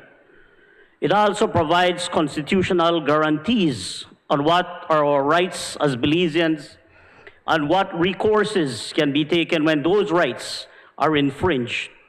So this is a very important process for us, Madam Speaker. And like the other members who have spoken, I too want to join in calling upon Belizeans to look at this as a very important opportunity, an opportunity in which they can engage and participate and have a say in how they would like to see this nation governed. It's important that they attend the consultations, that they share how they want to see this entire process be structured and guided.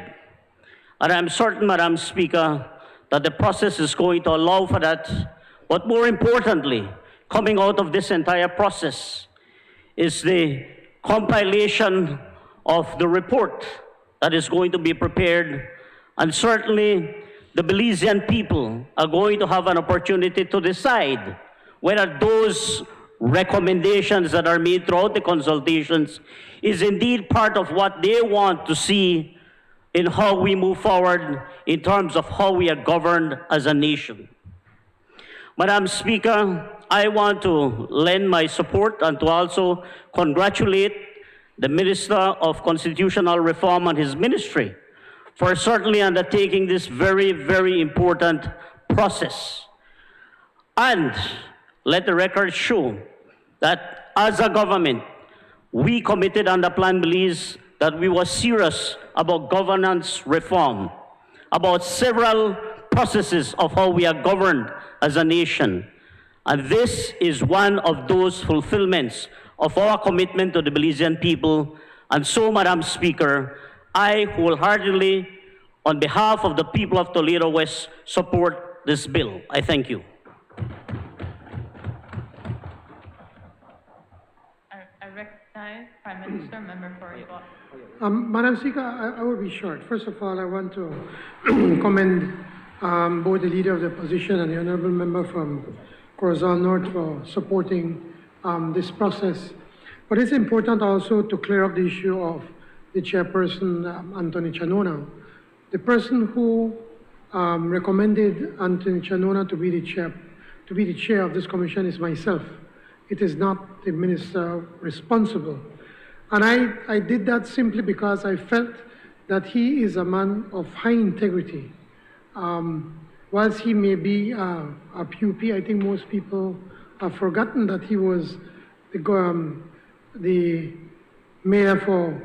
first mayor for Belmopan. And even then, he did a stellar performance during his time as the mayor. But when you look at the life of Anthony Chanona, he's a church-going person. He's a man of high spiritual beliefs. He is also works in agriculture. And to make it very clear, he would call a spade a spade. When we were in government and there were a lot of criticisms against us, he did not hesitate to make it public his displeasure on the decisions that we were making as a government. And when the UDP was in government, and I can remember, I think around 2013, around that time, when there was a crisis in the citrus industry, and then Prime Minister Barrow got involved and helped to settle the disputes between the different parties. He did not hesitate to commend Prime Minister Barrow for the work that he did there.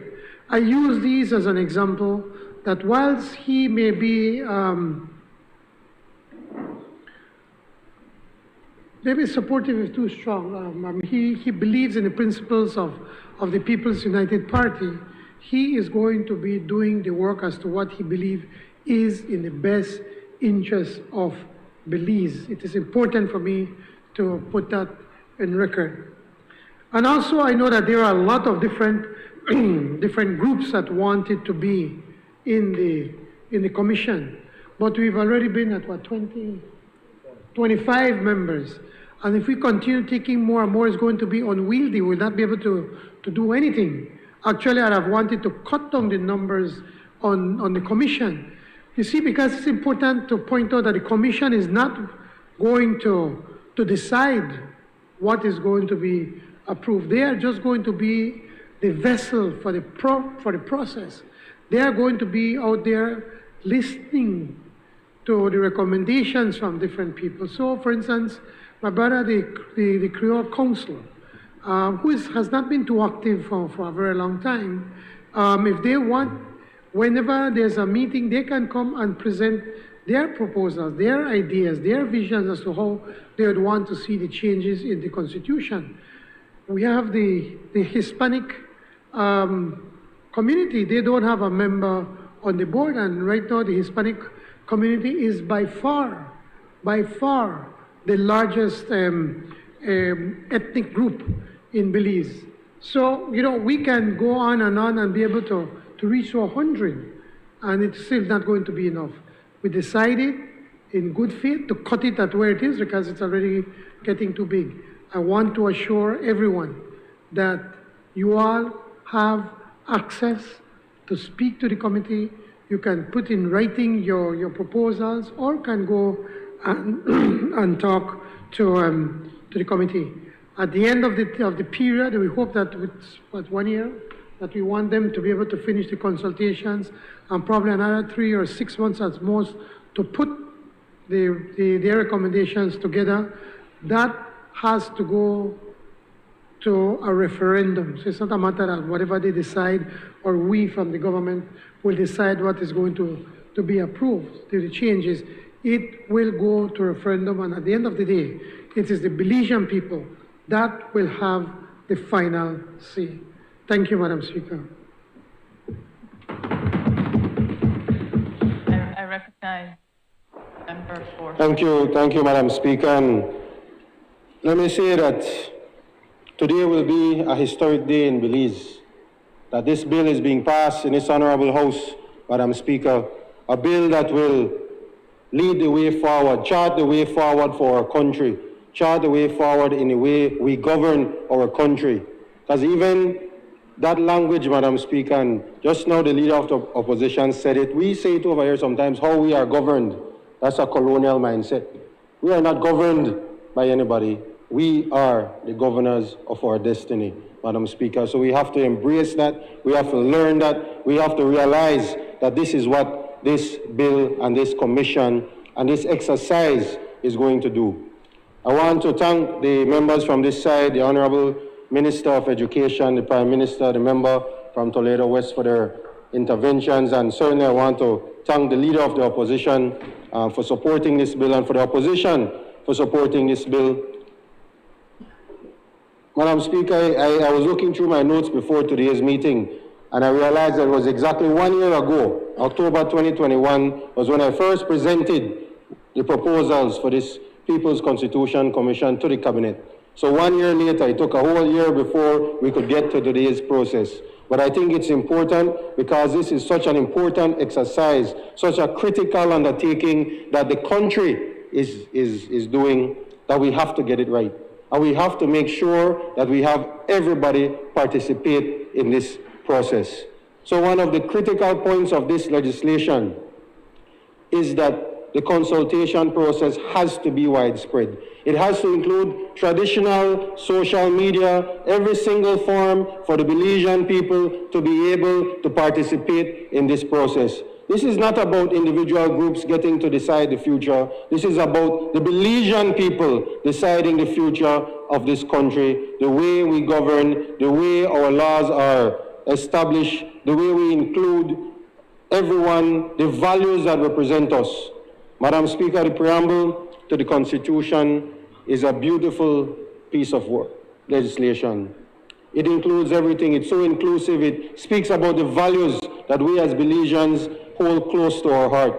And I think it's important that we embrace those values, that we look at the fundamental rights protected by the Constitution, that we expand those rights where they are needed. And that's why it's important that the entire country takes an active role in making sure that this Constitution is a Constitution that we can own. That's why it's being called the People's Constitution. And Madam Speaker, we have to learn from our neighbors in the region, both in the Caribbean and in Central and South America.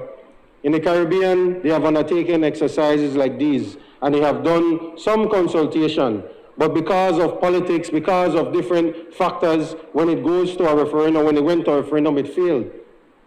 And the lessons we have to learn from those. Very recently in Chile, they had a referendum before to decide whether they wanted to amend the Constitution, and the overwhelming vote was yes. 2 years later, when the new Constitution was proposed to them, the overwhelming vote was no. And we have to understand, we have to learn from that. And I think the lessons are that we have to include everyone, we have to consult with everyone, and we have to put politics aside, because this is about Belize, this is about our future.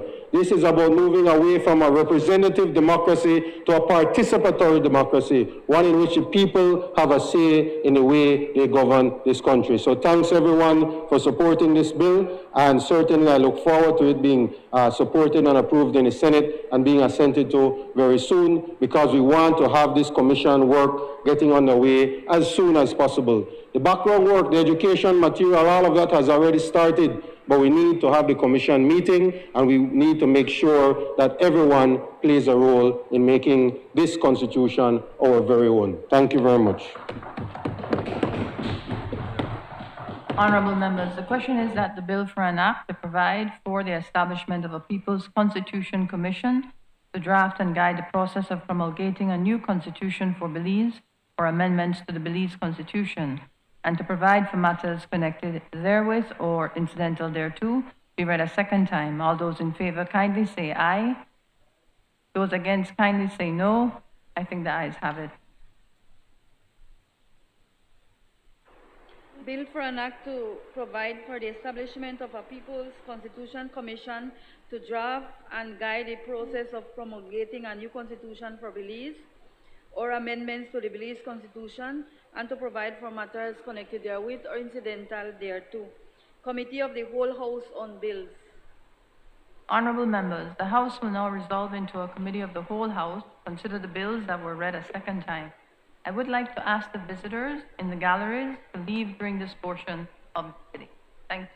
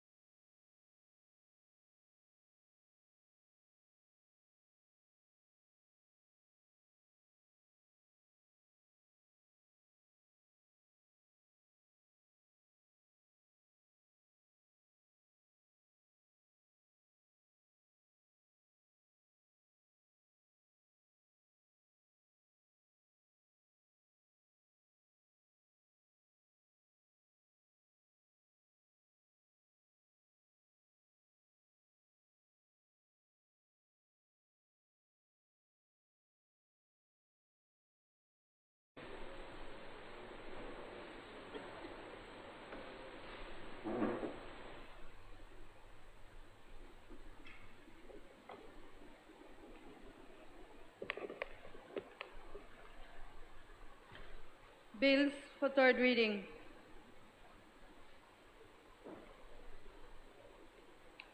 I recognize the Honorable Minister of Education, Culture, Science, and Technology.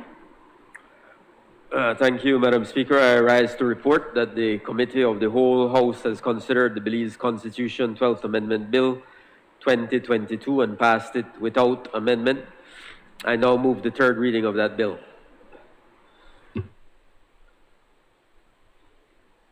Honorable members, the question is that the bill for an act to amend the Belize Constitution, Chapter 4 of the Substantive Laws of Belize, Revised Edition 2020, to establish senior courts of Belize and to provide for matters connected therewith or incidental thereto be read a third time. All those in favor, kindly say aye.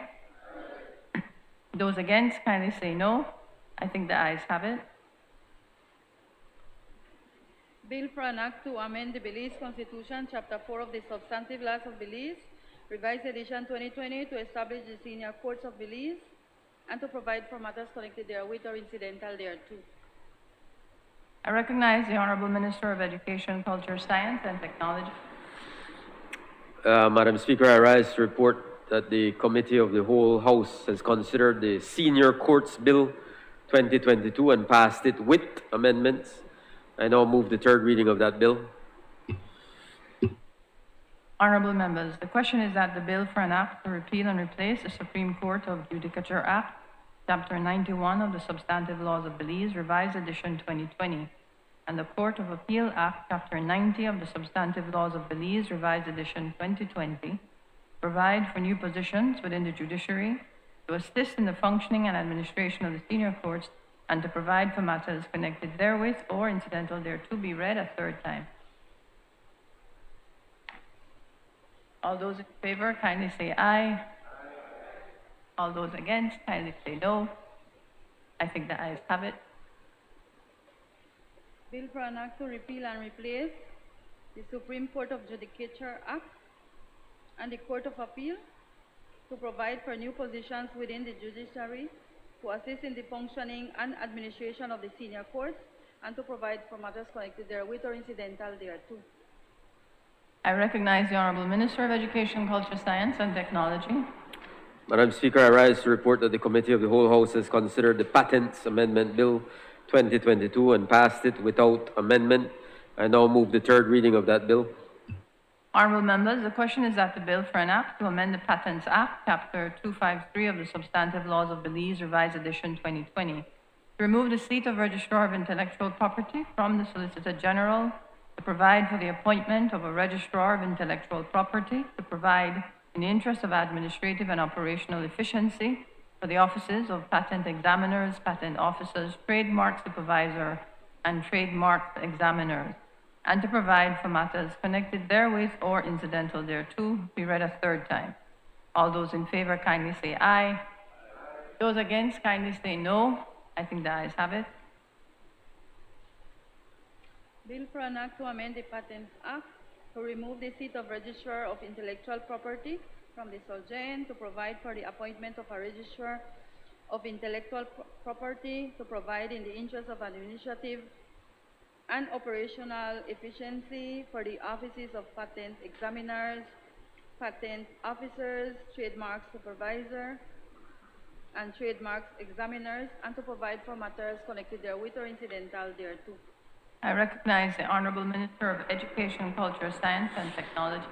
Madam Speaker, I rise to report that the Committee of the Whole House has considered the Non-Governmental Organizations Amendment Bill 2022 and passed it with amendment. I now move the third reading of that bill. Honorable members, the question is that the bill for an act to amend the Non-Governmental Organizations Act, Chapter 315 of the Substantive Laws of Belize, Revised Edition 2020, provide for the appointment of a Registrar of Non-Governmental Organizations, provide for the appointment of a Deputy Registrar of Non-Governmental Organizations, and to provide for matters connected therewith or incidental thereto be read a third time. All those in favor kindly say aye. Those against kindly say no. I think the ayes have it. Bill for an act to amend the NGO Act to provide for the appointment of a Registrar of NGO to provide for the appointment of a deputy registrar of NGO and to provide for matters connected therewith or incidental thereto. I recognize the Honorable Minister of Public Service, Constitutional and Political Reform and Religious Affairs. Madam Speaker, I rise to report that the Committee of the Whole House has considered the People's Constitution Commission Bill 2022 and passed it with amendments. I now move the third reading of that bill. Honorable members, the question is that the bill for an act to provide for the establishment of a People's Constitution Commission to draft and guide the process of promulgating a new constitution for Belize or amendments to the Belize Constitution and to provide for matters connected therewith or incidental thereto be read a third time. All those in favor kindly say aye. Those against kindly say no. I think the ayes have it. Bill for an act to provide for the establishment of a People's Constitution Commission to draft and guide the process of promulgating a new constitution for Belize or amendments to the Belize Constitution and to provide for matters connected therewith or incidental thereto.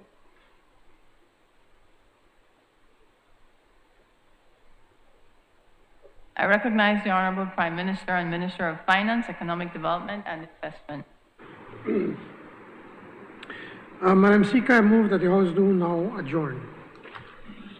I recognize the Leader of Opposition, Member for Mesopotamia.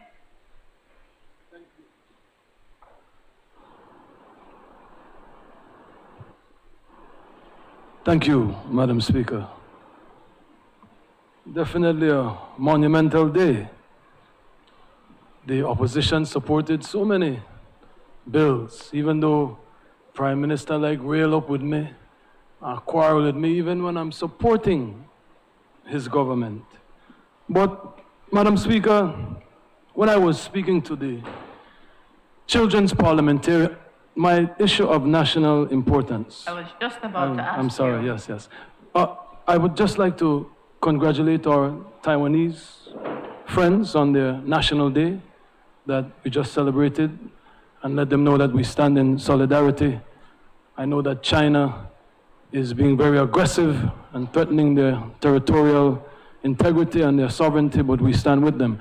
My issue of national importance is crime, Madam Speaker. I was just going over my notes. I thought we had a longer day. And rest in peace to PC Arzu, a female police officer who was gunned down a few days ago, shot in her car in Dangriga with another police officer, shot in the head. And this has to stop, Madam Speaker. I accept that crime is not a political matter. And the Minister of Police can confess that where I support him, I have gone on record at the dissatisfaction of my own political colleagues for supporting him when I believe that he was right in the instance of the marijuana legalization, who is Prime Minister so cleverly torpedoed, but that's neither here nor there. The point is, this issue of crime, when the opposition criticizes, it is not in my mind to bring down the minister, to bring down the government. It is our responsibility to bring attention to all that is ailing our society, and anyone and everyone must accept that we are in the midst of a crisis. Now, what bothers me is that in other nations, in other democracies, even in this country, previous prime ministers, when you would have the crisis that we would have, would get on the television, call a press conference and say, listen, this is unattainable, we cannot continue like this, and try to reassure the public. You have a lot to say in here, but bodies are dropping, your police officers are being killed, you're the chair of the national security, right? And you have nothing to say. Crime is everybody's problem. But we need to hear that from you. I am going to admit that we can't expect a problem that has persisted for 41 years, probably before that, when George Price was there, to be solved in one term or in 1 year. But you are failing. And it's okay. But let us accept that. Let us step out there and reassure the public that, okay, we understand this thing is getting out of control, and here's what we're going to do. We don't see that. We don't see any answers, any solutions. We don't hear from the vocal members of the government on these matters. Mr. Norris Flowers, retired police officer, gunned down in Corozal. The gentleman from San Ignacio, the American that nationalized, gunned down at his business establishment. Young kids, gunned down. We had a spate of 7 or 5 murders in 7 days. That is a crisis, Minister.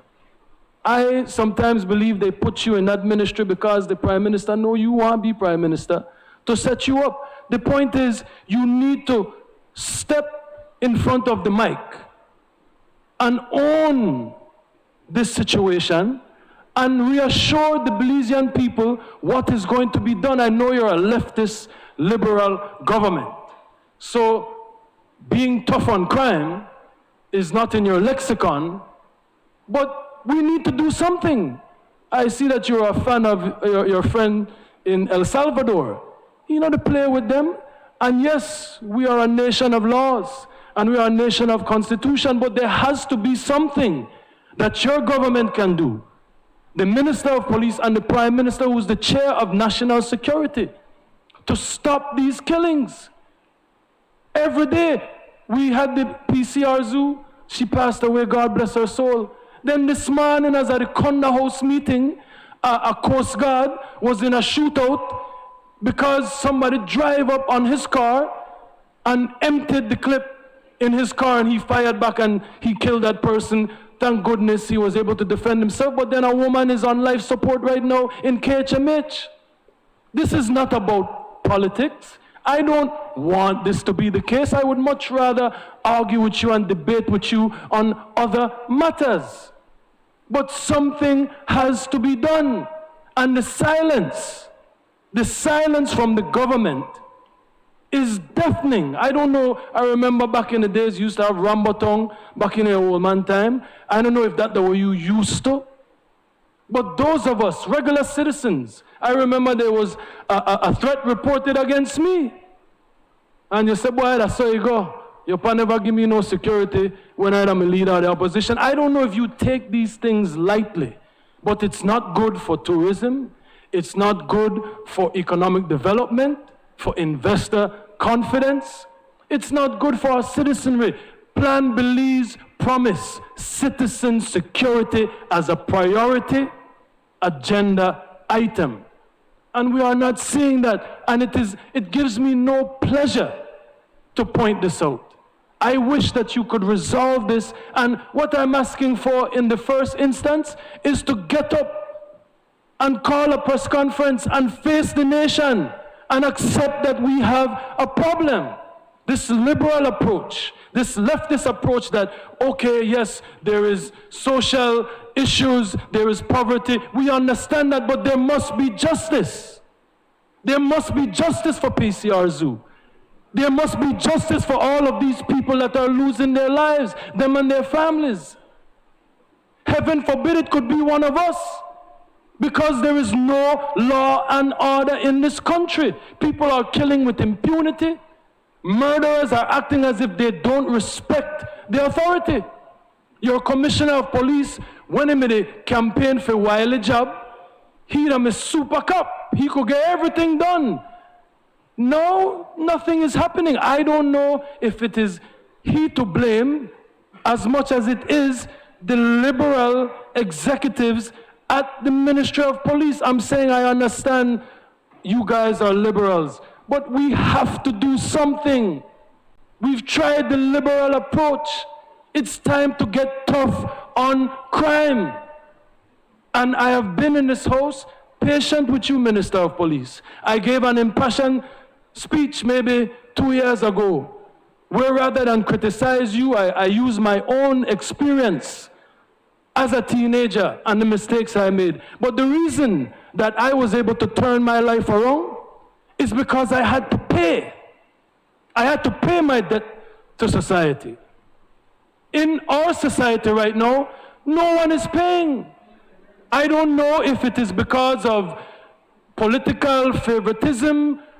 I don't want to speculate that. I just believe that it is a problem that has overwhelmed successive administrations.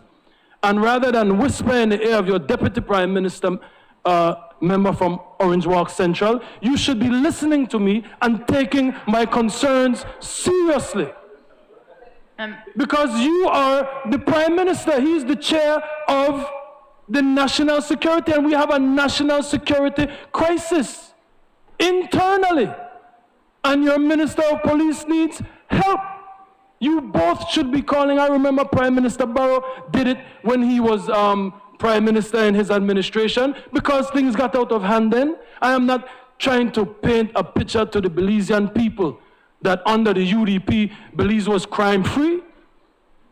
But the PUP promised that national security, citizen security would be a priority and they would fix it.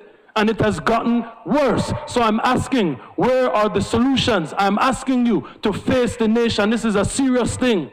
Every time these bodies are dropping, there should be, so I don't want to see a press officer from police. I don't want to see Chester. I want to see the executives, because they follow you guys. And if the policy of the Minister of Police, if the policy of the Prime Minister is this soft on crime approach, is this liberal approach, we are never going to get anywhere. There has to be consequences. You talk about the amalgamation and justice and how you're creating access to a judiciary that will work and there will be no interference. Where is justice? Nobody's getting justice in the criminal justice system. These murderers continue to kill unabated and nobody is being held accountable. So what is the problem? Your government was elected to solve the problem. Your government campaigned on a Plan Belize manifesto that said citizen security would no longer be an issue in this country. And everyone has to agree. Again, PCR Zoo, rest her soul. As I'm driving here today, a Coast Guard officer, Mr. Bonswana or Bonsu, was fired upon. He had to kill somebody. This is the reality of Belize. Fix it. Being silent and spinning and ignoring and pretending as if the problem is not there will not allow it to go away. You guys said you could do it. I hope and I pray that you could do it, but it needs to be done. Thank you, Madam Speaker. I recognize the Minister of Police. Thank you, Madam Speaker. Madam Speaker, if I may, first of all, in responding to the Leader of the Opposition, pay my respects as the Minister of Home Affairs and to wish my heartfelt condolences to PCR Zoo. She was a member of Squad 95, which was the first squad under my tenure as Minister of Home Affairs to graduate, to pass out. And so that one certainly hit me heavy, because as everyone in Squad 95 knows, we promote only the finest in our department, and they were certainly, and they are certainly, exceptional characters that we produced. And so I give my heartfelt condolences to her family, to her mom. I spoke with her yesterday. This is devastating, not just to the family, but to all members of the Belize Police Department. We are mourning this loss very, very seriously, Madam Speaker. But Madam Speaker, as the member for Mesopotamia always does when he comes to this House of Representatives, He takes the issue of crime as a political football to try to score points. But what he doesn't tell us is that when his father handed over this nation in 2020, there were 29 established gangs in a 6-mile radius. These are gangs that formed under the United Democratic Party's reign of abandonment and neglect for 13 years on the south side of Belize City. And so for him to come here to this house to pontificate on crime when it is that they abandoned the people of Southside and did not offer them opportunities. Member for Caribbean Shores, 42B. I will insist, please. Continue. He knows very well, Madam Speaker, the damage left behind by Hurricane Dean in Belize City, especially, Madam Speaker. But we are not here crying and whining the way he is. We are rolling up our sleeves in the Ministry of Home Affairs and we are working, Madam Speaker. One of the biggest things in this position is to be humble, Madam Speaker, to know that crime is not just a policing issue, to be able to reach out to my cabinet colleagues and to know that they are going to answer that call. The Minister of Education has answered that call, offering 40 scholarships to at-risk youth at ITVET. The Minister of Youth and Sports, the Honorable Rodwell Ferguson, has participated in so many training activities for our young people because we know we have to break the cycle. This is not an easy fix, member. This is not about band-aid fixes. This is about the long walk back. You rightly pointed out it's 41 years that has taken us to this point. But you gave us this broken vehicle. Your party gave us this and you want us to fix it within a year. When in fact, this is going to take time. And you know that. Deep down you know that. You understand that. This is a big problem. And most recently, Madam Speaker, like I said, it's all about collaboration. Most recently, for the past 3 months, my ministry has been working along with the Ministry of Rural Transformation because we acknowledge that crime is not city-based. Of the last 11 murders, only 2 were in Belize City, you know. The rest are out district, but because we have the commercial capital in Belize City and the media capital, we tend to highlight crimes only in Belize City. But our ministry acknowledges that we need to get the resources out district to the villages as well. We need to empower our community leaders because that is what Plan Belize is. It is reaching out to all the stakeholders so that they can play their part in our fight against crime. Because it's not just our issue in the ministry, it is each and every one of us in this house. It is all our village leaders and alcaldes. It is our police department. Who might I add, Madam Speaker, I was fortunate to be in Dangriga yesterday and to listen to the positive success stories coming not from the police department, you know, coming from the chairmen and chairwomen of the respective villages in the Stan Creek district, applauding the effort of our hard-working police officers. They don't get thanks enough, Madam Speaker. But we have a serious problem. Member, I will agree with you on that. Just this year, again, speaking about the hard work our officers do, 103 illegal firearms have been confiscated off the streets. And you would again think, well, Belize City must be the center for that. No, San Pedro, 18 illegal firearms. Orange Walk, 13 illegal firearms off the streets, again, thanks to the hard work of our police officers. But there is more that we need to do. We acknowledge that. We need more officers out on the streets, so we are in the process of recruiting 150 new officers. Yes, we are also in the process of taking out the rogue police officers, and that has us down to about 2,000 right now in terms of our formation, but we need to get those numbers up. And at the same time, get the adequate resources out to the villages and the districts and towns. So, Madam Speaker, we acknowledge that it's a long walk back. It will not happen overnight. A lot happens in our society. We need to look at the education. Hopefully soon we will have free education across the country all the way to tertiary. That is something that will certainly improve the lives of our Belizean citizens and certainly add to citizen security. These are things that are in Plan Belize that will help to alleviate our crime situation.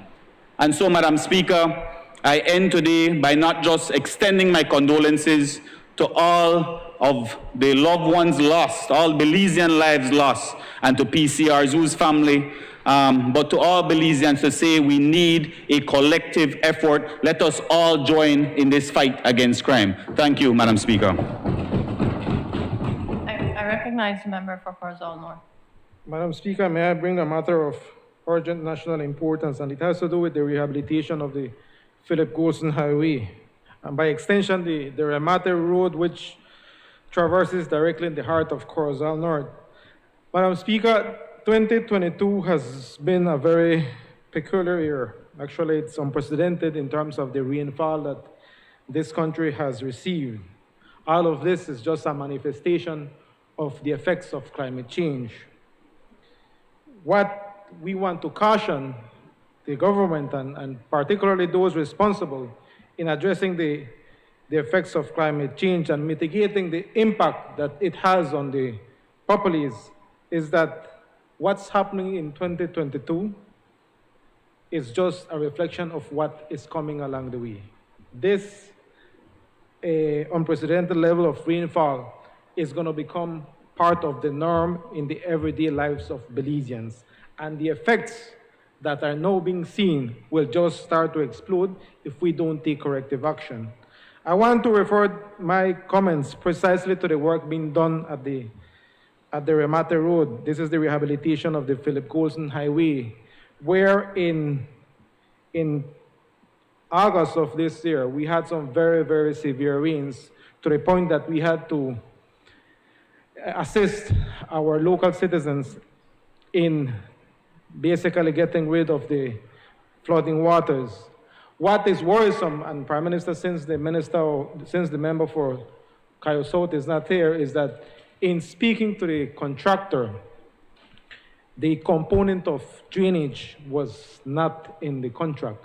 And so when work started, there was an existing drainage that practically serves the half of the community of Pachacan. And when the rain started, we knew of areas exactly where water tends to flood. And so we had to assist, and we had to request the assistance of the contractor.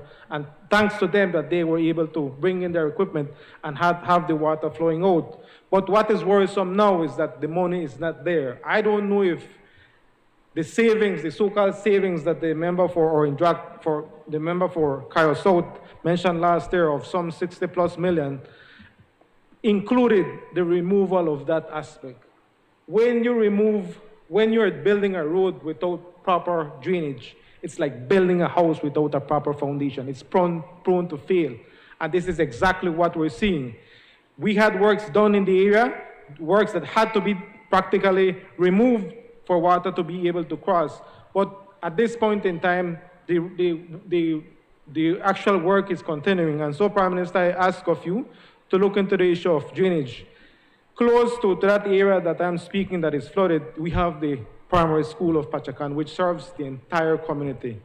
If we don't address that issue, and there continues to be some severe rains, the community of Pachacan will be affected, and the children who attend those schools, that school will be affected. So I will ask of you to look into that. I have a similar situation in the rest of my communities. And I happen to see the issue happening in Concepcion. Concepcion falls under the constituency of Corzal Southwest, where similarly works were done, but the issue of drainage was not taken into consideration, so that when we had the rains, areas that were normally not flooded are now under threat because of the improper infrastructure that we have in place.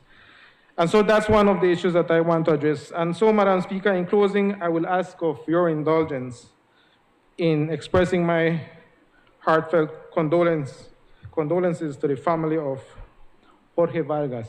Jorge Vargas was the student of Centro Escolar Mexico, who passed away on the 12th of October as a consequence of a traffic accident. Jorge, Madam Speaker, was a very bright and talented student who had a future ahead of him. An accident cut his life short. And why do I bring, while Jorge, he and his family, they are part of the family of Corozal North, what strikes me the most and what has got my attention close to my heart is that I have a son, just as young as Jorge, who travels that same destination, Escuela Secundaria Técnica Mexico, every day. And that's precisely one of the risks that our young children face. My condolences to the whole family, but I want to appeal as well to the ministry responsible for transport to look into the issue of accidents caused as a consequence of, I would want to say, drivers not knowing when to yield to ambulances, when to yield to the police, when to yield to the security forces. I gather that one of the reasons that this collision happened is that the driver of the vehicle that Jorge was going in did not yield to an ambulance. Member, and so, I acknowledge your condolences, but we are on the adjournment, and it would be Standing Order 13, one matter of the public importance. if I may ask of your indulgence, Madam Speaker, I just brought it up because of the seriousness of the matter. All I'm saying, Madam Speaker, is look, it would be good if the ministry responsible for transport could look into how we can address the issue of educating drivers in order for us to avoid these kinds of incidences. Thank you, Madam Speaker. Do we have the Minister for Sustainable Development responding? No. I'm acknowledging the public matter regarding the rehabilitation of the road. Philip Golson, particularly Remate. Madam Speaker, unfortunately, the Minister of Infrastructure Development is not here to be able to answer some of the questions. The problem is, as the Minister from Corozal North mentioned, is the issue of climate change, that at one time, the rains that we would have would come over a longer period, and now they come all like within a few hours, you have several inches of rain. And the drains or the culverts that were put in place cannot handle those large volumes of waters. So when these roads were designed, they did not take into consideration that the issues of climate change and the amount of rain that we get in a short period. And those are designs that when we came into government, that was already being done and worked out, so it would have been difficult. But what the minister is doing right now, if you were to look at the Northern Highway where they are upgrading the highway, they are literally removing new drains that were put or culverts that were put and to put bigger ones because they're realizing that it's not working. I am certain that the minister will take into consideration now in the Remate Road that they will have to be putting bigger roads, especially because there's an area that's a catchment area, it's a low-lying area. So certainly that will have to be looked at, and I'm confident that the minister will look into that. But to point out, though, I can't allow you to just to leave this part where you said that the $60 million was saved, as if giving the impression that they were cutting from the design of the Remate Road. The $60 million that was saved was from the Caracol Road because it was very wide. They never need a road so wide, so they redesigned it. Built just as good as it that they did a little bit smaller, so they saved millions of dollars. And then the same thing with the Halover Bridge, where I think the previous government was constantly, before the price was going up and up, they were over-designing. And so with the new design, they managed to save. I think between the both of them, it is a little over 50-something million, and I don't think it's 60. I will bring it up to him just at the last cabinet meeting. the minister is saying now that as of now, they are changing all the culverts and making sure that they will not use any culverts that's less than 3 feet. It's going to be 3 feet and above. But secondly, an important aspect of it is that we as a people need to do our part. We don't clean the drain in front of us. We throw the garbage in the drains. We clog up the drains because we want to go across, so the water cannot run. So you have this backflow that creates the floodings.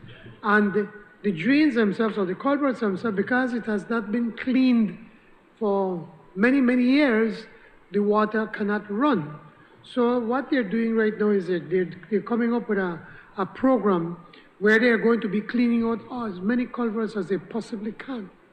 And they're using a very, how can I say, a common sense approach to it. What they be, because you know, one way is to use a very, very high pressure hose and trying to wash it. But one of the easiest ways they're saying that they found it is that they could put a tire on one end with a chain and just pull it through the culvert itself to clean out and loosen all the dirt and everything that's in there. So there's a number of factors that is creating the flooding.